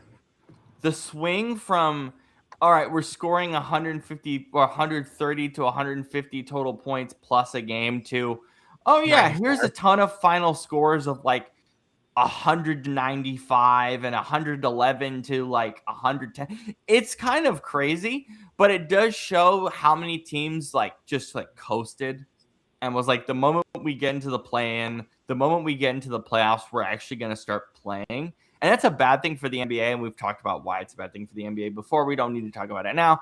But these playoffs have been so enjoyable, so unpredictable. The East is unpredictable as hell right now. So it makes it a lot of fun, and it's a good time. And should we get Kruger some caffeine? Yes, we should. Hell yeah, you should. Somebody get me some caffeine. And then and you know what? And Kenny, this is exactly where I'm at. I have Thunder Knicks, and I have the Thunder winning in 6 right now. Yep, that's what I have right now. And I don't think that's really debatable because the way Cleveland is playing, the way Denver is playing, or not Denver, the way Detroit's playing right now, they're going to get roasted. It's like the AL. I'm trying to remember who I had. I think I had San Antonio, Detroit. The only, you know what though, that's not a bad way of thinking to have that, because you got to think the Spurs in regular season. Yes. The Spurs in regular season owned OKC, and Detroit in regular season owned the Knicks. Yep. So it's not a bad way of thinking. It's not bad, but Detroit has regressed since then. Yeah, they do not look like Detroit. They don't know how to put together. They are not playing the same way they played in December. From October to I would say mid-January. It's Cade Cunningham and friends. right now. And I would say give respect to Jalen Duren because Duren has been really good. But that's it. But the rest of that roster just looks it looks lost. And by the way, that's the thing. They look lost. So does Cleveland. So you know, it's like that's why I say it's like the AL Central of basketball. It literally is right now. Yeah, that's what that series is right now. Like I didn't want to be glib about it, but when I was riding high off of the Sixers, I said, "Listen, if we win this series, I think we're going to the finals." It doesn't look like that now, but if Embiid was healthy, you would have won the East, and I don't think that's like if Embiid was fully healthy the entire not Paul George, just Embiid. If he's healthy for including the playoffs, let's say 75 games, you win the East. Yeah. You win the East. You win the East, and you're a 1 seed right now. You're bare minimum a 2, but yet you're a 7. That's the reality of it. Yeah. And again, it brings up the question, and now is not the time for it because we have a long way to go. We know the Giannis stuff is like they're saying one thing and doing another. I don't know. Regardless, there needs to be serious questions in that front office of what they do. And again, that depends on how this series goes with New York. But Jay, I think you can admit that this offseason now, they have to sit down and say, okay, do we get younger? Do we get more athletic? Do we go for a Giannis? Because right now, and you can admit this, Jay, let's say you lose this series and let's say Knicks win in 6, the decisions that you have to make as an organization this offseason, with the money that's tied up in Embiid, with the money that's tied up in Paul George, the factor in the second apron, there's not much you can really do to even get out of the situation. You're almost stuck for 2027. Yes. Yeah. You're almost stuck. So you just have to figure out how Embiid can get healthy. And right now, is that a possibility? No. I think it is. I think the bigger and that's fine. And by the way, that's fine to be hopeful about it because he's good even off one leg. You just want him to have 2 one leg legs and one that eye. Function. Right? Yeah. Just want him to have 2 legs that properly function, and if it does, you're content. You're a top team in the East. Embiid is just scoop right now. That's funny. But yeah, so that's my overall take right now. I need to turn back on the Cleveland game. I started getting really bored. Fire take though. Yeah, it's just and again, it might be hot for some, but like this Eastern Conference, oh God, this Eastern Conference is there we go. If Embiid, I was going to say that was a good way to cap it off. This Eastern Conference is disappearing. Yeah, this Eastern Conference is disappearing, but also this Eastern Conference, if Embiid's healthy, there's no front court in the Eastern Conference that can deal with Embiid right now.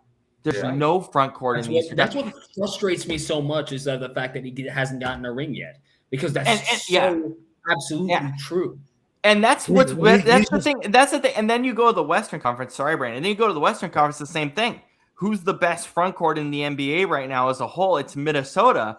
But then you see game 2, and you're like, oh well, they just can die on a whim from one game to another. So who cares? Brandon, go ahead. Sorry. And I mean, not for nothing, but the biggest part of why Embiid can't win a ring is because he'll be great for half a. He'll be injured or healthy or load managed for half a season, still playing well. But then you get to the playoffs. When is he ever healthy come playoff time? When is he ever healthy? It feels like every time we get to the playoffs, it's a knee injury or it's a foot or it's both knees. I'm like, it's always something. Jay, can I ask you a genuine? There's always something in Philadelphia. Can I ask you how much of the Sixers have you watched this year, just as a whole? So there's a funny thing about that. Not a tremendous lot, and here's why. In the regular season. Yeah. Every time I'm not watching, that's when they win. When I do tune in, when I'm able to tune in, they lose. So there have been 3 things that have happened in the regular season for the Sixers: cardiac wins, cardiac losses, and complete blowout losses. There has never been anything other than that. Yeah, and Kenny is right. Like, if you let Embiid score 25 to 30 and Maxey, Edgecombe's a future star, but he's not there yet. Edgecombe's had a brilliant postseason, in my opinion, but he's still very young. Right.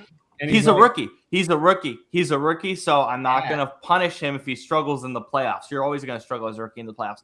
But every time you watch the Sixers, every time Embiid just falls on the ground, do you tense up? Because that happens to me all the time. Freaking game. Yes, absolutely. It happens to me all the time. With all of his organs gone. Yeah, and he's every time I watch him fall, he won't be good. Every time I watch him fall, it looks like his leg is bending in half. Like, literally bending in half. It's so freaky. Yeah, and he's such a dog. The other part of it is, he's going to get back up. He's going to put it together. But at the same time, it's going to take something out of him. And Ken is absolutely right on what he's saying, 25 to 30. Our biggest issue, yes, is our depth. Everybody was telling me that coming into this series, and it is coming to bear. We got to do better, especially on that end. We need to get younger and we need to get deeper. But again, the question of how do you get younger and deeper when you're sitting in the second apron luxury tax like no tomorrow? You can't. Yeah. You're stuck. Yeah. You're stuck. So, I was happy about the Paul George contract when it first happened, but I was cautiously happy. I feel like I am now more cautious than happy. Yeah. It's crazy. The East is fun though, because it's such a mess. And I know this kind of sounds sacrilege to what we said earlier. It does feel like anybody can win the East. It does feel like every time an Eastern Conference game starts, you just never kind of know what's going to happen in the game, and that's pretty fun. It's making the playoffs a good time. But that's all I have on the NBA right now. And we kind of touched on the NCAA bracket. Really, it's just a revenue thing, and there's nothing more to say about that. What I'm curious with the NCAA currently is just how they distribute these games, which we're not going to know until March. Because it's like, okay, so a majority of the games are going to be on Paramount Plus. Okay, that's fine. What games are going to be on CBS? What games are going to be on the Turner slate of networks? How many of the Turner networks are going to be left by the time we get to March? Is True TV still going to be a network? Are they going to merge with CBS Sports Network? That, I think, is a very smart move. The thing is, there's more questions that I have than answers, because it's like, okay, you announced that you have 76. That's fine. I understand we've talked about the competitive balance quality and all that. Aside from all that, what does it look like from a viewership standpoint? Is it accessible enough? If your favorite team makes this tournament, how accessible is it for you to watch? That's my question. Anyway, that's all I got. I doubt it'll be that accessible, honestly. Because think about this. You've already got them in the current field. You've already got the 1 through 16. And you've already got them playing on CBS. I mean, mostly at Paramount stations, but still, you're dividing it among CBS, True TV, who nobody watches. I think TNT or TBS, something like that. Like all these different stations. I'm like, okay, you're already splitting it up among 3, 4, 5 stations. But it's like, and the worst part is like your team is not consistent with a certain station. So it's like your game might one day be on True TV, another day it might be on CBS. Next day it might be on might be on Paramount Plus for God's sake. So like it's already not that accessible. And Rob's right. Yeah, those are the ones I was thinking of. Yeah, but it's like that's also just like, now we're adding more teams to this, and now we're going to try to figure out how to configure them and put them all into different. I wasn't able to confirm this, but there was a report earlier that they have agreed on 24 teams for the CFB. Oh, and that's even worse. Yep. Because 12 is good enough. A 12 can beat a 1 seed. I think it's not likely. They're currently still in the negotiations. That is not official. It's close, but it's not official. Yeah. Well, that's why I wanted to clarify that. It wasn't me saying Yeah, no, it's not official because the SEC and the Big Ten and ESPN are yelling at each other like crazy about the financials. So yeah. God, it's like I can't. Well, I know we keep saying that it brings in more money, but it's like at some point, just don't have a playoff because that's what we're getting towards. At some point, you know what? Just let everybody in. Records don't matter anymore. Yeah. And then we'll just have everybody play to see who wins. Kenny says, "Scoop, can I ask a fun random football question? You can ask any question you want." I'm glad you said football because I had a feeling you were going to ask me. I had a feeling you were going to ask me the same question you've been asking me for 5 weeks about basketball. So ask me your football question. I was waiting for that question too. And by the way, he's right. He's right on his take about the fouls. I'm with you on that one, Kenny. Absolutely. Jay, I'll say this as a Knicks fan, I want to see the rest. Let the Sixers and Knicks play old school ball. Enough of the ticky-tack foul calls. I mean, I think that's a pretty ubiquitous thought in sports the last couple of years. That it's just I mean, you guys know the complaint that I had 3 years ago in the Super Bowl, and it's just at the end of the day, I want the games decided by the players, not the zebras. Yeah. It's one thing if the call is egregious, like the Saints Rams game. Yeah. And like that call that's easily pass interference. That is textbook all day, every day. That was basically a murder that was committed on the field before the ball even got there. And I'm like, that should be a flag. But a slight for the Chiefs Eagles one. I mean, I know we're Eagles fans, but a slight pull of the jersey like this should not be a flag. Not in that moment. It's like he's been on here a couple times. It's like Coach DeBell said multiple times. He said there's a big difference between something you can call and something you have to call. Yeah. Yep. I'll never even even when I think about just in certain in basketball to me has officiating across the board in all sports is terrible, but for one reason or another. But in basketball, the amount of times that I see these referees that don't know what the hell a foul is, like when I see guys go straight up in the paint and they're blowing the whistle, it's like, oh, shooting foul. How? If I'm going straight up and the guy is literally jumping into me, how's that a foul on me? No. If I'm going straight up. Yep. I don't understand how they're always so quick to call that one. Wait, guys. Wait. Are we home? We're not home. We're in Philly, right, for that game. You're coming to us, Philly. Yeah, so that can't be opening night because it needs to be in Seattle. It's going to be the Bears. I've heard from multiple sources that it is the Bears. So it's going to be Bears. Wait, why can't? Oh, because opening night was in Philly last year. Right? Well, no, because the team that wins the Super Bowl has to host the opening game. Oh, okay. It's only been the case for 2 to 3 years or a couple years that's not the case, but 99% of the time it has to be the case. And they've already announced that Wednesday night, which I think is September 3rd or the 4th, it is in Seattle. We've made schedule changes for that. The Mariners are playing earlier in the day. The Sounders have moved their schedule around. It is in Seattle. So if the Eagles were on the road, in Philly, they cannot pick that game. And what I've heard from multiple sources is that it's the Bears. I can't confirm that, but I've heard from multiple people that it is the Bears. It could be the Cowboys. I think that's massively unlikely. It's not going to be the AFC title team that shall not be named for obvious reasons. They don't want to see it again. It's going to be the Bears. If it's not the Bears, I'd be stunned. It should have been Rams or Niners, but obviously they're in Melbourne. And by the way, that got announced today that is going to be on Netflix because Netflix won that contract. So Rams. Oh, great! So nobody will watch it. Yeah, they split that 5-game international, or it's technically not an international package, but they split the Monday Night Football package, that doubleheader package. which, by the way, that doesn't mean that basically we're just getting rid of double headers and we're moving those games to different slots. So it was a 5-game contract. Fox was bidding for it for a period.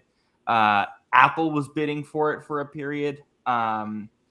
It is now split, officially announced. It is now split between YouTube and Netflix. So 5 games. It's probably going to be a 3-2 split, something like that. So we're talking. What I've heard is, so we're talking some of the international games. So I think like 2 of them, because CBS got the Rio one. Christmas Eve. The slots I've heard is Christmas Eve. The second Black Friday game, which has already basically been announced, we're going to have 2 Black Friday games. And then the Wednesday Thanksgiving Eve night game is probably going to be a Netflix game as well. So that Thanksgiving week's going to be crazy because we're going to have a Wednesday night game, 3 Thursday night games, 2 Friday night games. Oh, my God. A full slate Sunday, and then Monday night. So that's going to be a crazy week.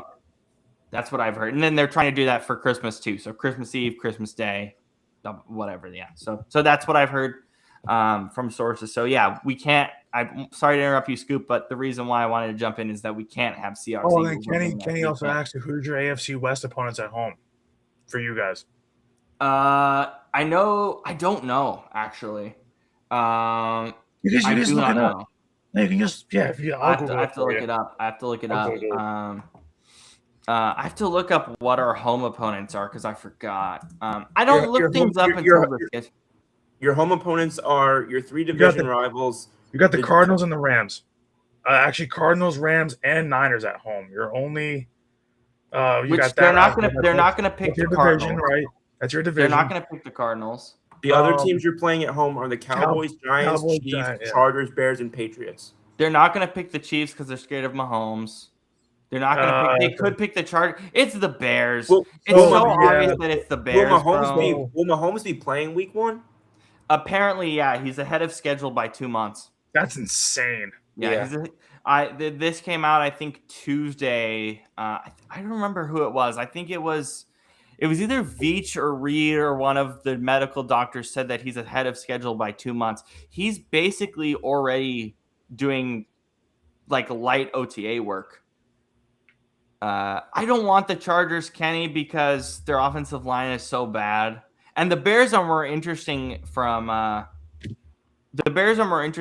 competitive standpoint because people are interested in what Caleb Williams is going to look like, so it makes sense. Chargers could be fun, but I don't want that. It's boring for me. But yeah, so I think it's the Bears.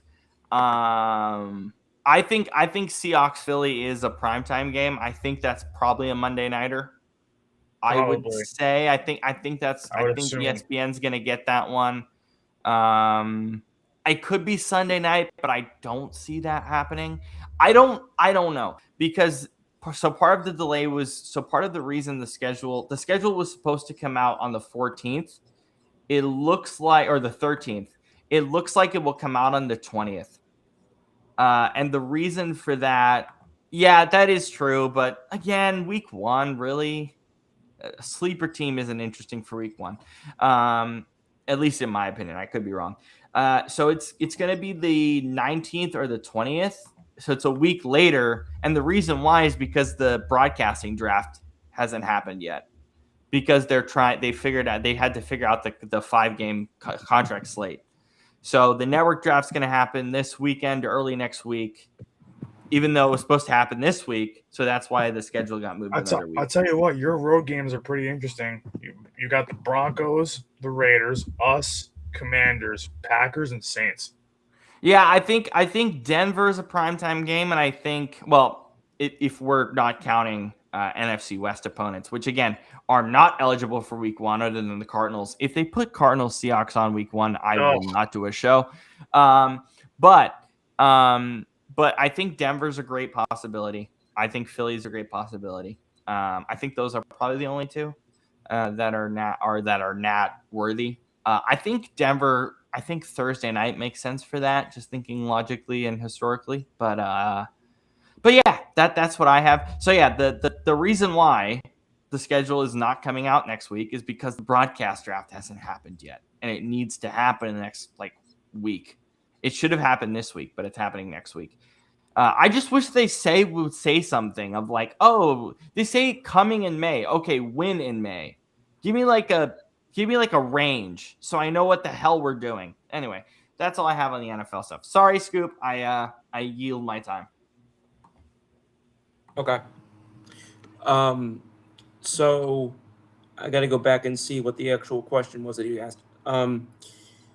He said that he was asking what do you want or who do you want opening game of the season? And then Mr. Wiltsey said Denver first game should be the Bills, Sunday Night Football. I don't hate that. I don't hate that at all. If they can do that, yeah, I don't hate that at all. It's not bad. Yeah, because I'm looking at our opponents this year. So we just established that it wasn't going to be an NFC West team, and then which is unfortunate because San Francisco could have been interesting, but it's kind of kicking it around a little bit. Man, it's because I also don't know like what all their intricacies are as to how they're determining this. Obviously, if you want to go to an intrastate matchup, Steelers maybe could be a week one. Yeah, but they usually don't put Eagles Steelers. No, I know, but I'm just saying without the NFC East, and if you're like somebody like me who likes keeping the divisions later in the season, without the NFC West and the NFC East, like nothing else interests me all that much. Yeah, I was gonna say. I mean, yeah, the NFC West will always be interesting for us because of obviously given our history against the Rams, Seattle. Yeah, but wait, Rob, you guys want to play on CBS week 1? Gross. The only games here that I think that would really interest viewers. Just to say, I love CBS, but I hate interconference games on CBS because they don't do a good job. Yeah. No. We've got. Let's see. I mean, yeah, the only game. Yeah. Well, I don't get me wrong. I like Eagles Panthers, and every time we do play, and every time that was the one that I was thinking of as far as a home opponent was concerned. Because because they always play us. The Panthers, for some reason, no matter how good or bad they are, always play us tough. Yep. Houston, you've got D'Amico Ryans there. I know not that that's a huge storyline, but that for if they want to pump that up. I think Jaguars could be interesting. Yeah, I look at the Jaguars too. What'd you say, boss? Nobody look at Rays Red Sox right now. It's 5-3 Rays. Ugh. Why can't they leave, man? Why can't they leave? Because they're literally just playing nothing but bottom feeder teams. So they're playing Boston, who not only did they fire their manager, who I think was the last person that should have been a scapegoat, but now Roman Anthony's on the IL. So they're gonna have Brandon hitting fourth, basically. Hey man, I'll be making money. That's fine by me. I'll do it too. But Boston's got has to have a good healthcare plan. But the hell was I going to say there? I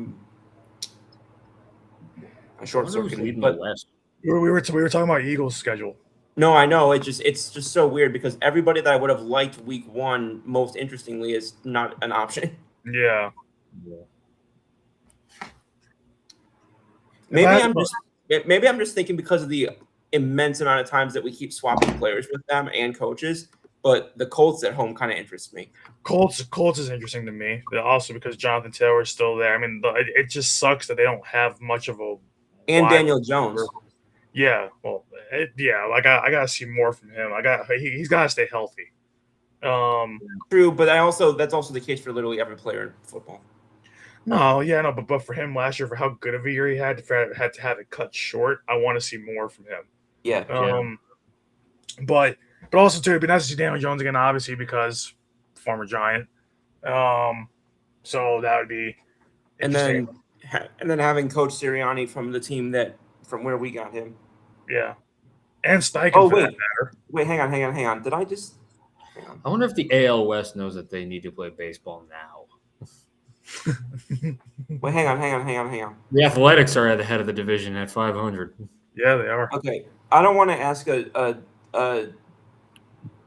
misguided question here. Why do we play the Bears but not play the Packers? Because Bears are cool. We've played them. I think twice. We've played them. That's due to the even and odd splits. That's what I thought. Yeah, that's due to the even and odd splits. Based on division, based on conference and interdivisional stuff. It's a huge math equation, but it's basically based on how you performed in your division relative to somebody else, and then that's why. So that is why you're. Okay. We've also played. I'm used to in baseball. In baseball, I'm used to it just being you play this division and then you play that division. But you know why they can't do that, right? Because it's 17 games, not 162. Yeah. They have to be very mathematical not about what they do. Not for nothing, but we've played the Packers twice now in the last 2 years. We played them on opening I know, night, but I just again, you think of Coach Mannion coming over. That's just kind of where my thought was with that. Yeah. Well, I'm just trying to think of things that could be good storylines. Remember, Steichen is still in Indy. I know. That's one reason why I said the Colts. Yes, yeah, but that's like I also looked for New Orleans, but I didn't see them on our list. Yeah, they're not. Guys, none of these games that you're mentioning are primetime. None of them. I'd be stunned. Week one primetime for any of these Eagles games sounds awful. Our only primetime games this year will probably be just the division, and then B, maybe like Eagles Steelers. Maybe. And I think Kenny's right. I think the Texans is a great Monday night opponent. That we always play them on. That's always that Eagles Texans is always a Monday night football game. It always has been. Yeah. And I think it's a great Monday nighter. I think it's a great late season Monday night. And it's also it'd be fun to watch two genuinely very good those are two of the top defenses last year. Oh yeah. And then you've got a quarterback that a lot of people don't like in CJ Stroud, and then you've got an offense that we'll be seeing for the first time, in its infancy in a new sort of format. I was gonna say you've got two quarterbacks people don't like, but for different reasons. Yeah, I almost went that route, and I kind of just shifted my train of thought along the way. He said, "You play the first place division. You play the first place division winners 6 against NFC division. AFC soy an extra game along the way."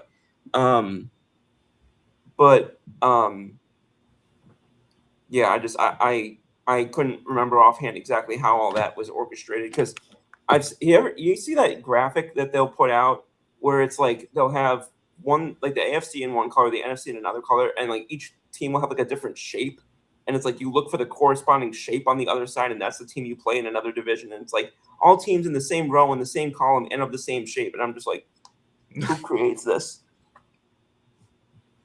To me, I'm like, I always forget that's how it's structured.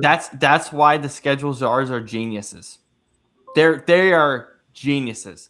They are some of the smartest people in football. Rob, at this point, just stay on the screen. I'm sorry. You're talking about football. This is where listen, when it comes to the offseason, all I do is I watch football content to understand law, how scheduling works, how cap works. Is all I do. I know. It's just I've watched you go in and out for the last That's what a producer's supposed to do. You're supposed to go in and out. You're not supposed to stay on screen. Anyway, what just happened? Left. That's what happened. Did we cover everything about football that we intended to? Because I do want to get back to the baseball stuff that we started with. Not but yeah, we did. But about the promotion happening today. I think we. I think. Yeah, Rob's giving us the all clear. All right, cool. So to kind of bring it back to the team being represented very well by the Roger Clemens jersey over there on our buddy Jay. The news came out today after what's happening? There we go. News came out today after the 9-2 victory over Texas by the batting order that Brandon so succinctly called our punt lineup that managed to win the game 9-2. Top prospect Spencer Jones, or at least longtime top prospects. He's fallen a little bit down boards over the last year or so, but Spencer Jones will be going to the major leagues, making his debut with the Yankees. hitting .258 this year with an OPS of .958, 11 homers, 7 stolen bases. And one number that I want to particularly highlight is in the first 8 games this season, his whiff rate, his swing and miss rate was over 50%. And ever since that 9th game onward, he has cut that in half. And I know that was a major reason why they kept him down the whole year last year. And I think that it timed so well for them that he has started to cut that down a little bit, that they were able to kind of time this in a way. Obviously, there's never a good time for a player to get hurt. And of course, as you see, those 3 strikeout games, of course, they all happened in my freaking hometown of Rochester, where I grew up. But all of that. And then eventually he started to get that sorted out. And I think that timed very well for him to be the promotion, because on their, and again, they only had 38 players on their 40, so they could have added somebody to the 40-man roster if they so desired. But the 3 guys who were hitters or position players rather, on their 40-man roster were Anthony Volpe, which after you just said something a couple days ago about him not being ready yet, you would have had a lot of explaining to do if you suddenly called him up a couple days later. Oswaldo Cabrera, who has literally been the worst hitter in the International League this year, and Spencer Jones. So he really, I think from a lot of people, I remember telling you, Brandon, when we first found out Dominguez was going to the IL, I think we both agreed that Volpe Jones made the most sense here. Yeah. What do you think of the promotion? What do you think of him as a prospect, and how do you think he fits in with his current roster right now? Yeah, I think that this is a promotion out of necessity because of Dominguez going down, and then obviously before that, before that, a few weeks ago they DFA'd Grichuk, so this was a promotion basically by necessity. I know Rosario could play the outfield, but that's not where you want him. So you need that. Not only that, but even if you did that, you still had a spot short on the active roster. Yeah. So, I think that you need that 4th outfielder anyway. And especially as you're waiting for some guys to come back to round out your lineup as a whole.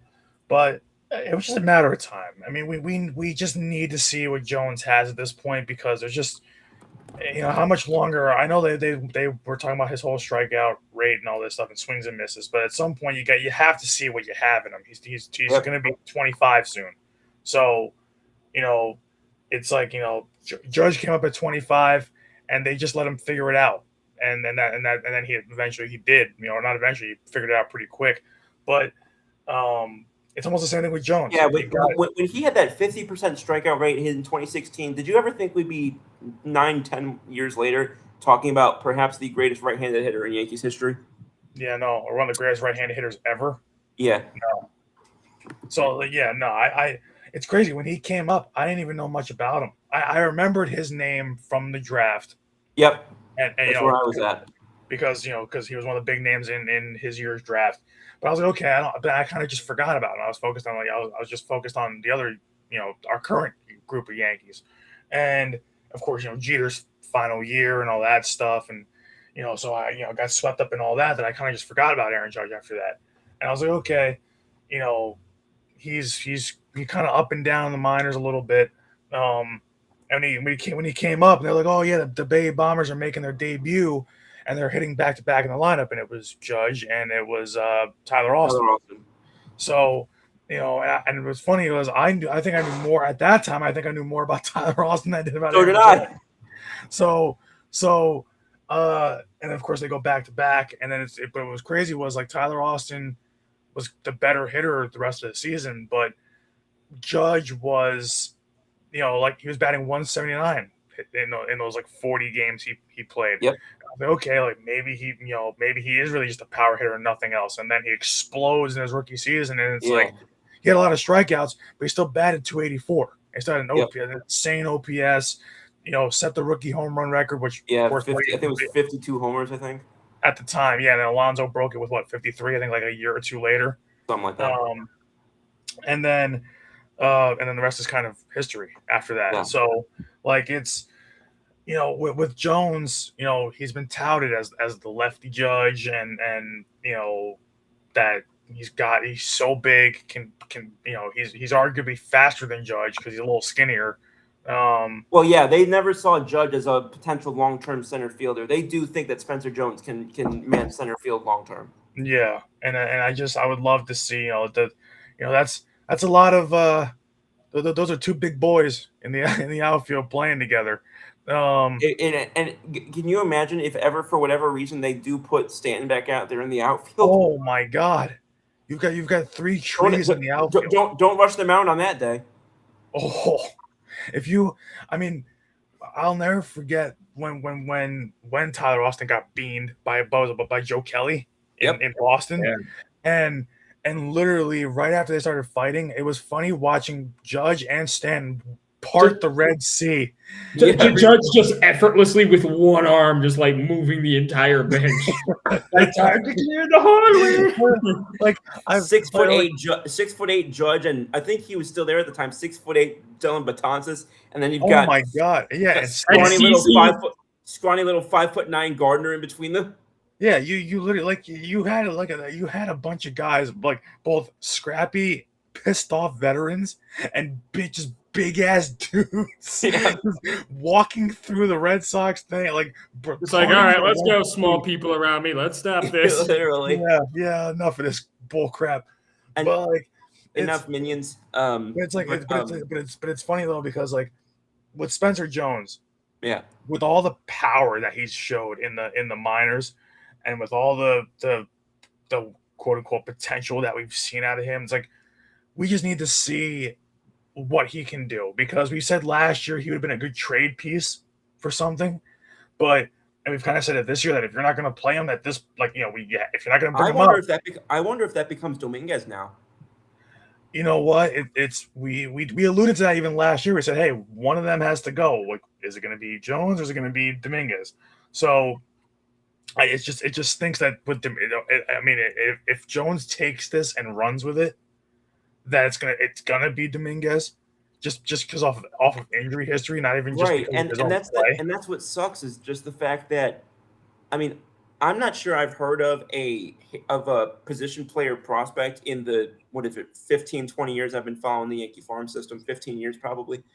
I'm not sure I've heard of a position player prospect for whom they had more hype and they were touting more highly than they were Jason Dominguez. And I wouldn't even go so far as to say he hasn't put it all together, because it's not like when he comes up and he hits, he's not a good hitter. It's just he can't get his position. The outfield. Yeah, he can't get the positioning in the outfield right. And it's just, and I've said it again, I think the team, and I agree with this, I think the team is just over locking DH to one player, because in a couple years, I don't think this is going to happen, but there's a chance that in a couple years they'll have to do that to keep Aaron Judge in the lineup.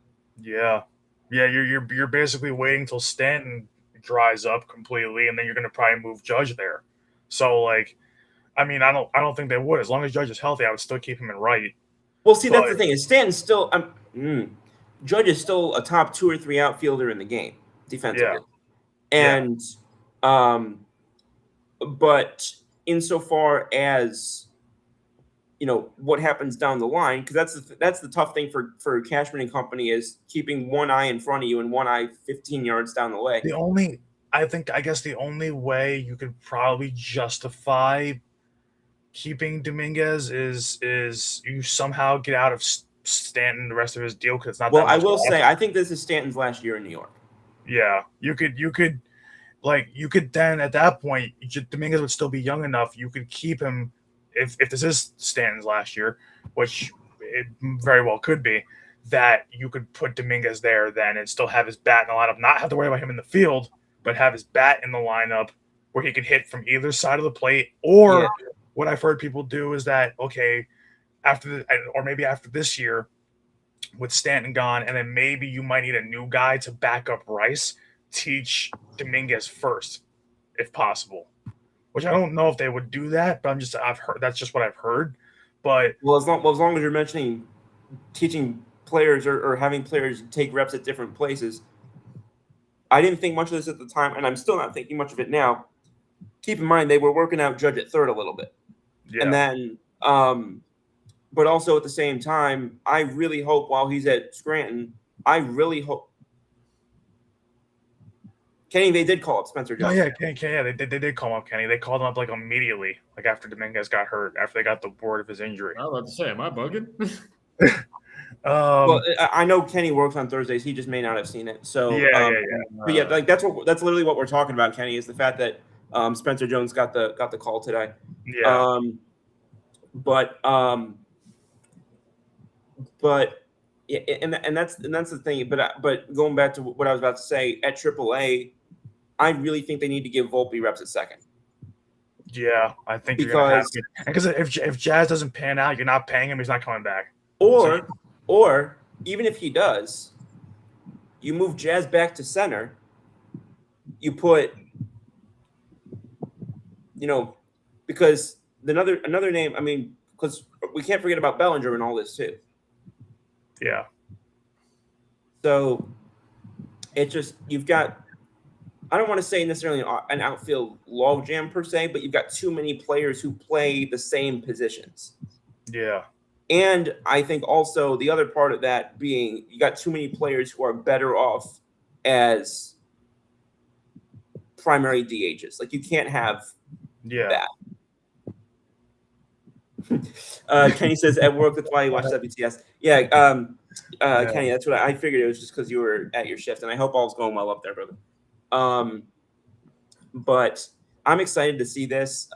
I am glad that they both waited till he got that thing cleaned up with his swing a little bit, because that was a big issue for him last year.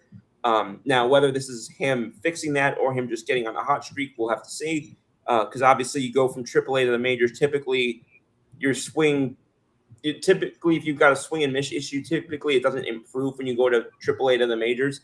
That being said, we've all seen the elephant in the room this year over in Chicago with Munetaka Murakami, who people, were looking at how much of a swing and miss issue he had against the Heat coming over from Japan. And I would argue that AAA, in a lot of ways, is a higher level of competition than Nippon professional baseball.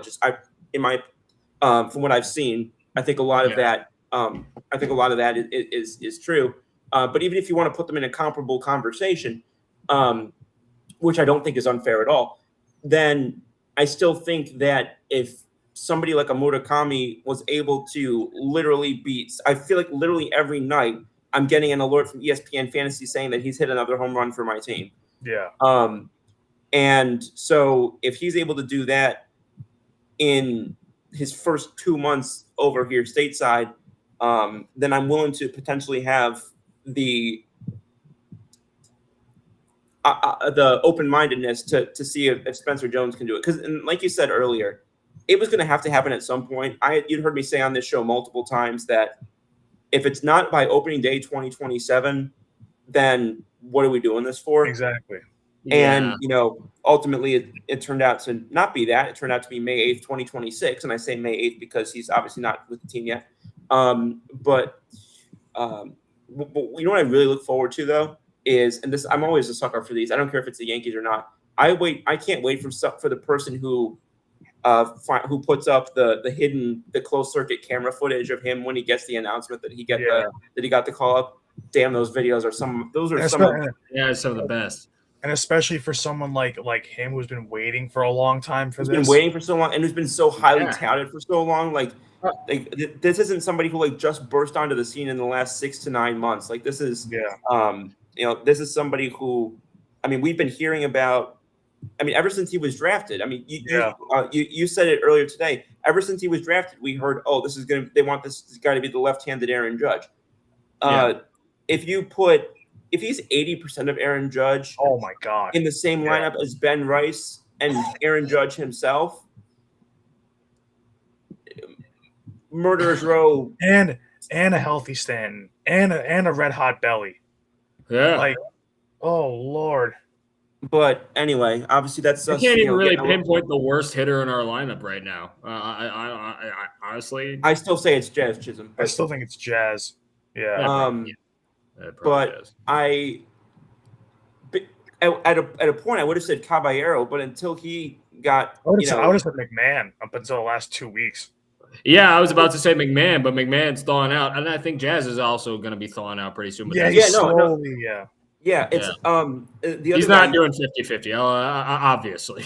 the other guy you could potentially say there would be, Trent Grisham, but also, I mean, you guys know, But those are some good problems to have. But the only thing is the Trent Grisham thing. The numbers don't tell the whole story. Everybody's like, "Oh, his batting average is 160." I'm like, "Yeah, but he's walking a lot, and he's right. one of the Well, best players in and I said baseball that, this year." and I said this to you, Brandon. I said his underlying numbers suggest that if anybody's going to break out of their recent struggles, it's probably him. And look what happened today. Yeah. Three hits, including the biggest hit of the damn game. Yeah. So, and by the way, Mr. Trent Grisham is hitting seventh for God knows what reason. yeah. I'm just like somebody like that. I'm like, he's usually hitting 1 or he's hitting like 8 or 9. He's never hitting like anywhere between 2 and 7. So I'm like, when I saw him at 7, I'm like, what the hell is he doing at 7th? Like, Penny says, should the Yankees try to 3 for 5. Kenny said, should the Yankees try and trade Volpe? Absolutely not. And here's the reason why I say that. You don't sell low on a player like that. And I think that's where you'd be right now. Yeah. If he can get hot at AAA and somebody wants to capitalize on that, who has an injury in the middle infield or something, you're always taking calls, right? You're always taking calls. I'm not, in no way am I saying, you don't even pick up the phone. You're always taking calls, right? I don't see a legitimate trade that's going to be worth being made with him coming in without getting a chance to show that he's back to what he was a couple years ago, at least with the stolen bases and the defense. If I can get 20-20 out of this guy with solid defense and an OBP in the mid 300s, I'm chill with that. Excuse me. Yeah. I do agree with you. I do agree with you about. Well, yeah. Yeah. In fact, I'm not sure if you got to watch it, Brandon, or I'm sorry, we got to watch it, Jay. And I wasn't on that day, but day one of the draft. So I was at the theater, and Brandon and Rob were on, and then later Shane joined them on day one, and it was around pick 17 or 18. So it was before Philly had traded up with Dallas. And I texted Brandon because I had gotten from people down there that Philly had tried to trade up with 15 or 16, which was that was the Jets and the Buccaneers, and basically we're told neither team would make the deal. And that's and then Brandon that's basically what he said is like, yeah, teams saw 2-1-5 and it was like, oh, okay, click. Yeah, that's exactly what I said. I'm like, well, I even said on the show, I'm like, why the hell would you see 2-1-5 and even pick it up? Yeah, and just what you said just then about Howie Roseman just made me think of how hard I laughed when I watched and you guys were saying that. And the last important, because I guess it'll be the last kind of thing that we touch on tonight with Kenny's last comment here. Jazz is a seasonal hitter. Once the weather warms up, Jazz will as well. Well, guess what, Jazz? It's still cold in October. So I was about to say, I'm like, unless we're playing in Florida and California, that might be that might be a problem. Because and Brandon and I went back and forth on that here a couple of weeks ago, because it might have actually been Jazz. But in somebody's context, it was brought up about, I think Jazz was the one who said, it's still cold and I can't really feel he was. Yeah. And again, regardless of who it was. And I'm sitting there thinking to myself, do you expect it to be 75 degrees and palm trees during the World Series, my brother? I mean, in Los Angeles, maybe. Yeah. But the only thing is, like, for a couple of those games, if they play the Dodgers, a couple of those games, or Atlanta, a couple of those games. But you still have to play the game in New York and the Bronx, where it's 40 degrees in October. Yeah. And where he has, by the way, performed even in October. But I mean, like, again, you guys know me as an ardent Jazz Chisholm defender. Still am, still will be. I was a Strowman defender before that. But the one concept that I have with people like that is that, if it's one thing to talk about that life, you got to be about that life, man. Exactly. I understand showing up and showing out. Listen, that's why I loved Josh Donaldson, but again, like you got to be about the life also. That's what the name that I constantly, or the names that I constantly give you are guys like Reggie Jackson and Ricky Henderson. Nobody cared about how, much they were puffing their chest out because they were backing it up every time they stepped on the field. Yeah. I would even throw Cam Schlittler into that mix. Oh, hell yeah. He's got a little bit of that swagger to him, but I mean, he's also it's a good segue into what I was going to say overall about, and I'm going to make it brief to close this out. I'm like,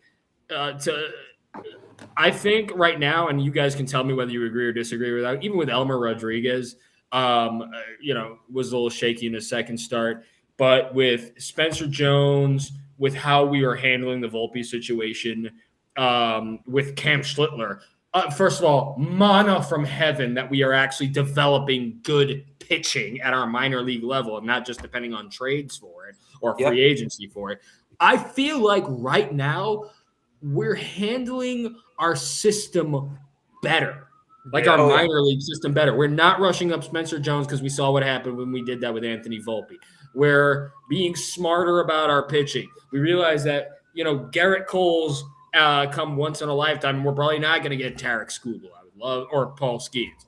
So we need to develop. I want us to get smarter about that. I think we need to take a long, hard look, especially when it comes to defensive training down in our minor league system. I've long said, if we can fix our minor league system, that is the thing that will make Cashman say. Cashman is buying a lot of goodwill from me as a fan, for however much that matters. Yeah, because we are making the moves that we are right now. I think we're getting a lot better. I'm excited for the future. I'm excited for the current future. Maybe before we have this lockout, we can walk away with a chip. I hope so. And for what you were saying, yes, I very much agree with you. And I think that in terms of the player development issues, and that was one of the things that I hammered on the most in the early episodes of not just this show, but going back to when I was part of the weekly when the whole group was doing the K&K stuff back in 22 and 23, and that was one of the things that I was consistently complaining about was the fact that we didn't know, and we still don't really know whether it was the talent we were bringing in or how we were developing them from there, or a combination of both. I think that's probably the most likely of the three. But for whatever reason, and again, some prospects just don't work out. I understand that. But the fact that you were in a situation where almost every top prospect you had, going back to Brett Gardner, like going back to the days of the Killer Bees, basically, when you had Andrew Brackman and you had Manny Banuelos, who never remotely became what he was billed as. Even Dylan Betances, you could argue he was the most successful one, but he was as a reliever, not a starter as he was originally. We've all, each one of us has bitched about the Java Chamberlain fiasco. And just, I think going back from all of that and just kind of seeing how, even back to 2016, the trades that the Yankees made, trading Ivan Nova, trading Andrew Miller, trading Aroldis Chapman, excuse me. And the hauls that they got back from them and the kind of the key pieces of those deals. Clint Frazier did not work out. Justice Sheffield, I'll say did not work out with an asterisk because they traded him for James Paxton, and I thought that was a good deal. I thought so. That was just an unfortunate situation where he got brutally injured. But I remember Justice Sheffield. I was praying for them to call him up because I was suffering with such brain. So was I. I watched. I think I was at 2 of his starts in AAA, and he was like, one of them he was good. The other one he was kind of iffy. But just thinking back to everybody that we've seen on a top Yankees prospect list, going back to the Ian Clarkins, the Eric Jagilos, the Cito Culvers, who ironically was from Rochester, the Jesus Monteros, the Gary Sanchez's, and like the amount of guys that we just had at the top of Roderick Arias, I feel like I've seen on a top prospect list every year since I was 17.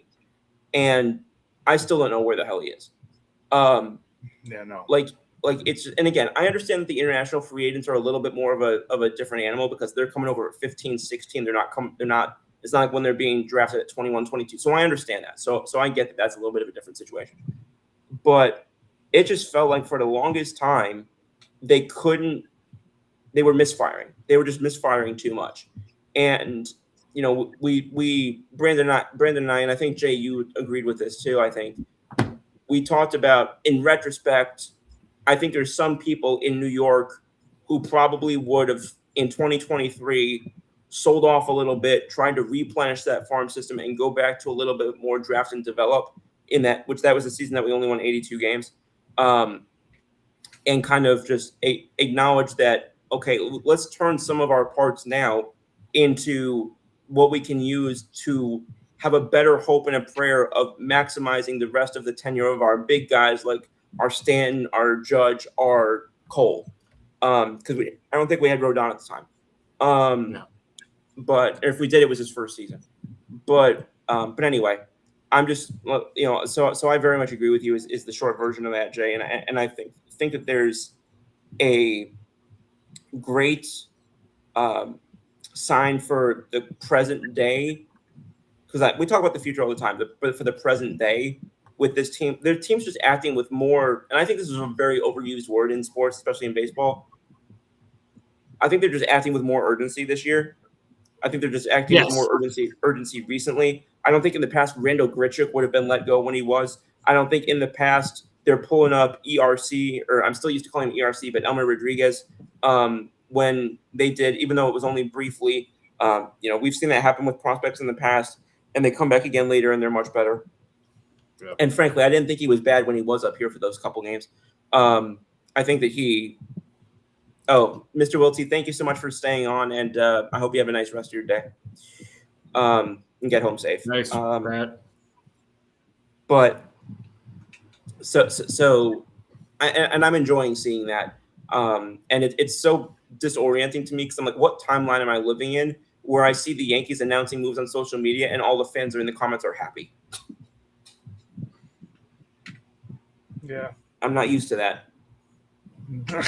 Are any of us? Because in another like in recent history, I feel like something like today happens. They call up an Oswaldo Cabrera. They call up maybe an Anthony Volpe, or they call up another pitcher. I don't even know if they would have been allowed to. I don't know what the limit is, but they call up maybe another pitcher. I don't think that they go with Spencer Jones in this situation in past years, but I think that they have. And I think it's the right decision, and I'm really excited. I don't know if it'll be tomorrow that he gets in his first game. But man, am I really excited. This is one of the most excited I've been for a prospect in the last few years. Yep. Mm-hmm. All right. By the way, Jay said don't look at the Red Sox Rays score. It is now 8-4 in favor of Tampa Bay. And the Flyers are down 2-1 to the Kings in the second period after they tied the game up. I hate the Rays so much. And actually, it's funny that you say that because I mentioned this to, I think it was Brendan. I think it was you, but I may be wrong. And we were talking about this recently, and I won't make this into a whole topic now. We'll save it for another time because we're already 2.5 hours in. But because you just said I hate the Tampa Bay Rays so much, and I'm just thinking to myself, quite honestly, the more I follow sports, I look at all the 29 other teams, or 31, depending on the league. I look at them all the same. I want to crush you, no matter who you are. I don't care if you're Tampa. I don't care if you're Boston. I don't care if you're New York. I don't care if you're Houston. I don't care if you're San Diego. I don't care if you're Las Vegas. I want to crush you when I go out and play you. I do not care who you are. If you're not wearing pinstripes, I want you in the ground. Yeah. Well, just simple way to put it. That's exactly how you should. That's exactly how the team looks at it. They don't like. Yeah, you've got your rivalries. You've got your Bostons and of course you got the Jays with how much Vladdy runs his mouth and stuff like that. But that's the only thing about him that runs. But that's at the same time, and the thing is, it's there's the history between a lot of those teams there with with your divisions and whatnot. Yeah. But it's like just because it's division, it's like, okay, but they play the Rangers. They took 2 out of 3. You want to win the series. They play the Brewers starting tomorrow. You want to sweep them if you can, but win the series. Like, it doesn't matter who gets put in front of you, because guess what? And when it comes to the World Series, you're not playing your division anyway.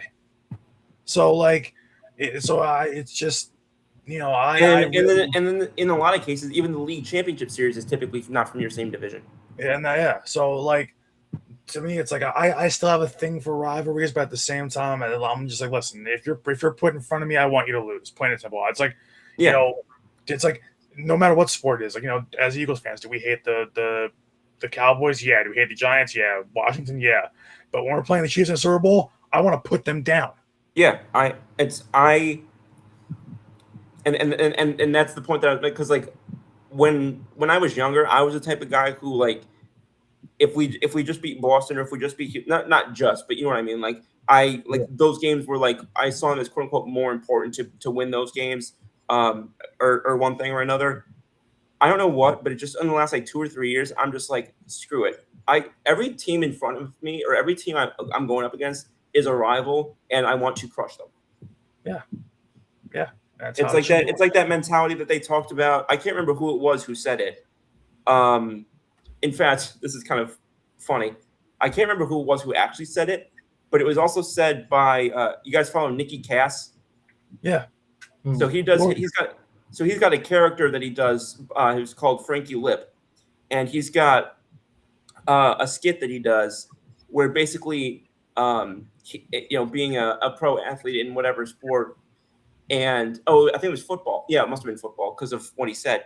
And the quote unquote coach in the skit goes, hey, this isn't the Super Bowl, take it easy. And Frankie says, Coach, everything is the Super Bowl.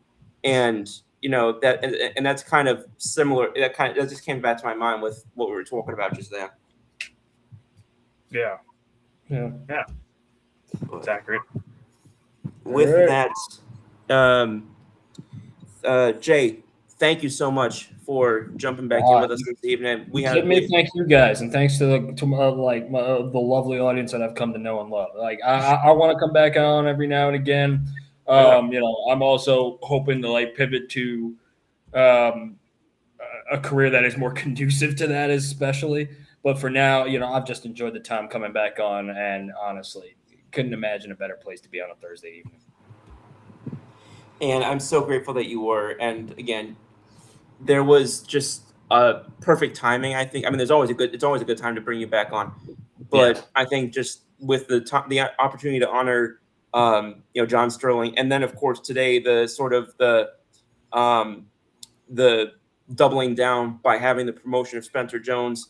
I think that once I saw that and you offered me to come on, I had to. Yeah, and I was really excited that you got to come back on, and obviously you had a lot of people who were very excited to see you as well. If you've got any final thoughts on anything that we covered, or anything you just want to say, the floor is yours, my brother.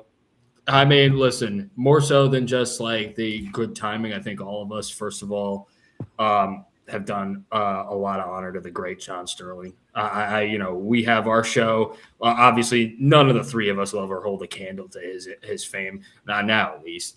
But honestly, if there's one thing I know about at least the bit of broadcasting that I have in my family, is that it's all in the timing. And we've had ourselves a good time here, folks. Thanks again, guys. Thank you so much, brother. And again, perfectly said as usual. And we look forward to having you back on soon, whenever that ends up being. And looking forward to seeing where things go from here for sports and otherwise. But we'll have you back on again very soon. Brandon, over to you, buddy. It's amazing how, after how many months away or so that you've been away, Jay, but it's like when you come back on, it's like riding a bike. You don't forget how to do it. Oh yeah. So it's just great to kind of have the three of us back here together again. Yes. And I just love that we had and it's just crazy because some shows I remember that we did that we didn't have much to talk about, but we always found a way to kind of make things stretch. Yeah, last night you said we'll try and find more topics for tomorrow, and we're here almost 2.5, almost 3 hours. Because more more stuff kind of just gets packed in. The more you think about it throughout a day, the more things you kind of think about that are going on in the sports world. I couldn't think about it last night. I was exhausted, but today, Well, yeah, it was 2 a.m. Yeah, but so At least where you are. yeah, but I'm glad that we covered a lot today. We got everything kind of in that we wanted to, Yes. and we kind of did everything. I think we did everything justice today. I mean, it's a little bit longer than we usually do, but that's also what happens when you're bringing back an old friend. So Absolutely. And that's important. And again, I mean, we had a good number of people on right up till the very end. So Yep.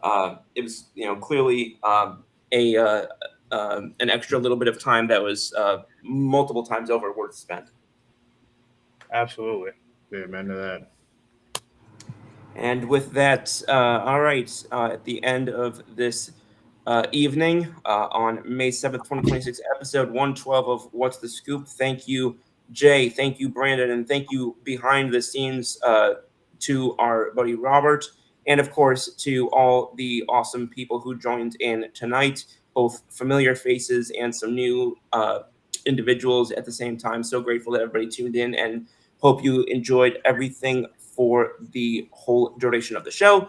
And of course, one more time, say rest in peace to Mr. Sterling. Thank you for decades of memories that will be living on far, far into the future, and are forever woven into the fabric of what it means to be a New York Yankee and a New York Yankee fan. Amen. With that, I'll see y'all next week. Same scoop time, same scoop channel on May 14th, 2026, next Thursday. Until then, same scoop time, same scoop channel. For now, Scoop, Brandon, and our buddy Jay out.